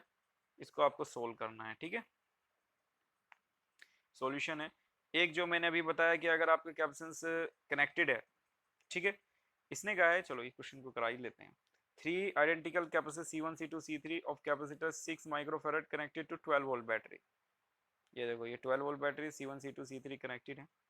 Find the charge on each capacitor, capacitance of the next of the network, energy stored in the इस कैपेसिटर। तो तीनों आप कर चुके हो भाई, सीधी ये दोनों कहीं में होंगे सीरीज में, फिर ये दोनों आपस में क्या हो जाएंगे इसके साथ पैरेलल में, ठीक है। मैंने सोल्व किए हुए हैं, तो आप यहाँ से इसको ट्राई सॉल्व करने की कोशिश कर सकते हो, आंसर ये आएगा आपका, ठीक है। नेक्स्ट देखते हैं। Two parallel plate capacitor X and Y have the same area of the plates and some separation between them. X contain the air between the plates and Y contain the dielectric medium Gk4. Calculate the value of the capacitance X and Y if the combination of the capacitance is 4 microfarad. तो difference between the plates, what will be the ratio between this energy? ये देखो दो है, अब आपने क्या किया, X और Y है, X का कैपेसिटेंस, Y का क्या है, बस इसमें आपने एक डाइलेक्ट्रिक, इसमें एयर है, इस वाले कैपेसिटेंस में एयर है, इसमें डाइलेक्ट्रिक रख दिया, कितने का, K इज इक्वल टू 4 वाले का। अगर इसका होगा C नॉट, इसका कितना हो जाएगा 4C नॉट, ये 4C नॉट, ये C नॉट ओनली। जस्ट आपने 4C नॉट इनको सॉल्व कर लिया और इसको फाइंड आउट आप कर सकते हो easily. What is the net charge of the capacitor, किसी भी कैपेसिटर पर नेट चार्ज Q 0 होता है, क्योंकि जितना इस प्लेट पर पॉजिटिव होगा दूसरे पे उतना ही निगेटिव होता है, इसलिए नेट चार्ज किसी भी कैपेसिटेंस का 0 होता है। अगर आपको ड्रॉ करना पड़ जाए the graph between Q and V, तो हमें यहाँ से पता चल रहा है Q is directly proportional to V। तो किसी भी कैपेसिटेंस के लिए अगर ये टर्म्स Q है और ये आपका एरो V है, तो वो एक कैसे होगी, स्ट्रेट लाइन की फॉर्म में ही बनेगा, ठीक है। अगर यही आपको किस किस के बीच में ड्रॉ करना पड़ जाए, अगर यही आपको ड्रॉ करना पड़ जाए C और Q में, तो पहले तो वो कांस्टेंट रहेगा, बट एक लिमिट के बाद जब कैपेसिटी क्या हो जाएगी, मैक्सिमम रीच कर जाएगा, फिर कैपेसिटेंस को इंक्रीज नहीं कर सकते, चार्ज कितना भी इंक्रीज कर लो, तो वो एक्स्ट्रा चार्ज कहाँ जाएगा, वो एक्स्ट्रा चार्ज इन्वायरमेंट में लीक आउट होना स्टार्ट हो जाएगा। तो ध्यान रखना है, अगर QV में ड्रॉ करोगे तो एक स्ट्रेट लाइन आएगा और CQ में ये बैंड हो जाएगा, ठीक है। ये फाइंड आउट हो रहा है, देखो अब आपको क्या करना है, इस तरह के बहुत क्वेश्चंस पूछे जाते हैं कि भाई Q और V एक कर्व गिवन है, तो यहाँ पे दो लाइन आपको गिवन है कि भाई ये बताओ कि किसमें से CA की कैपेसिटी या B की, कौन से कैपेसिटर की कैपेसिटी ज़्यादा होगी। तो इस तरह के क्वेश्चंस में आपको क्या करना है, जस्ट आपको एक लाइन ड्रॉ करनी है जिसकी पोटेंशियल क्या होना चाहिए, कांस्टेंट, ठीक है। तो यहाँ पे देखो आपको पता चल रहा है QA is greater than QB, कब, जब पोटेंशियल सेम है, सेम पोटेंशियल लाइन के लिए QA is greater than QB। C कितना होता है Q/V, मतलब अगर Q ज़्यादा है तो C भी ज़्यादा है, तो हम यहाँ से कह सकते हैं A का कैपेसिटेंस किससे होगा, B से ज़्यादा होगा, ठीक है। तो यहाँ से आप सोल्व कर सकते हो। सो इसमें कुछ गलत हो रखा है, थी देख लेते हैं एक बार और। भाई यहाँ से हमें पता चल रहा है, sorry QA less than QB, sorry for that. अब C is directly proportional to Q है, तो ये CA will be less than C, ठीक है। Lightning conductor, a lightning conductor use to save the big building. आपने देखा होगा बहुत बार जो टावर्स होते हैं या बिग बिल्डिंग्स होती है उसके ऊपर एक कंडक्टर लगाया जाता है, और वो किस पे काम करता है, कोरोना डिस्चार्ज पे। जैसे कि अगर आपके ये देखो क्लाउड्स हैं, क्लाउड्स पे कौन सा चार्ज होता है, निगेटिव चार्ज होता है, तो वो बैटरी के जो आपकी घर के ऊपर एक वायर लगा रहता है जिसके जो पॉइंट होता है वो बहुत शार्प होता है, ठीक है। तो क्लाउड पे नेगेटिव, तो उस पॉइंट पे कितना चार्ज आ जाएगा, पॉजिटिव चार्ज आ जाता है, ठीक है। तो पूरी फिगर देखते हैं, यहाँ पे आपके इस क्लाउड्स पे नेगेटिव चार्ज, इस पॉइंट के ऊपर कौन सा पॉजिटिव चार्ज, ये ग्राउंड से रहता है, तो यहाँ पे पॉजिटिव, तो सारा इलेक्ट्रॉन्स कहाँ शिफ्ट हो जाएंगे, यहाँ पे कौन सा चार्ज आ जाएगा, निगेटिव चार्ज, जिसे हम ग्राउंड में क्या कर देते हैं, न्यूट्रलाइज कर देते हैं। तो जो देखते हैं ना कि भाई बहुत बार बरसात के टाइम पे बिजली गिर जाती है, तो ये बिजली गिरने का जो इफेक्ट होता है उसको रिड्यूस कर देता है, क्योंकि उस पर जो निगेटिव चार्ज होता है और इस पर पॉजिटिव, तो यहाँ पे जो चार्ज कलेक्ट हो जाता है पॉजिटिव और निगेटिव के बीच में, ठीक है, उस या जो इन क्लाउड्स पर जो निगेटिव चार्ज आ जाता है उसको न्यूट्रलाइज करने के लिए ये पॉजिटिव चार्ज यूज किया जाता है, ठीक है। इसको हम बहुत ज़्यादा शार्प फॉर्म में बनाते हैं, जिससे कि इसके जो सरफेस चार्ज डेंसिटी हो बहुत ज़्यादा हो, और इस छोटे से पॉइंट से ही इस पूरे क्लाउड को न्यूट्रलाइज किया जा सके और इस घर पर बिजली ना गिरे। ठीक है, ये इसका एक एग्जाम्पल है कोरोना डिस्चार्ज का। When a negative charge cloud passes over the building indicates positive charge on the pointed end of the lightning conductor and a negative charge on the metal plate। metal plate कहाँ पर है? ये जो अर्थ पर है नीचे, ये metal plate है। ठीक है, due to corona discharge a positive charge wind is setup, वो विंड सेटअप हो जाएगी, वो क्या काम करेगी? न्यूट्रलाइज कर देगी किसको? क्लाउड को। क्लाउड न्यूट्रलाइज हो जाएगा तो वो बिजली नहीं गिरेगी और आपका जो घर है वो डैमेज होने से बच जाएगा। The negative charge of the metal plate is neutralised by the ground. That's all for the chapter of capacitance.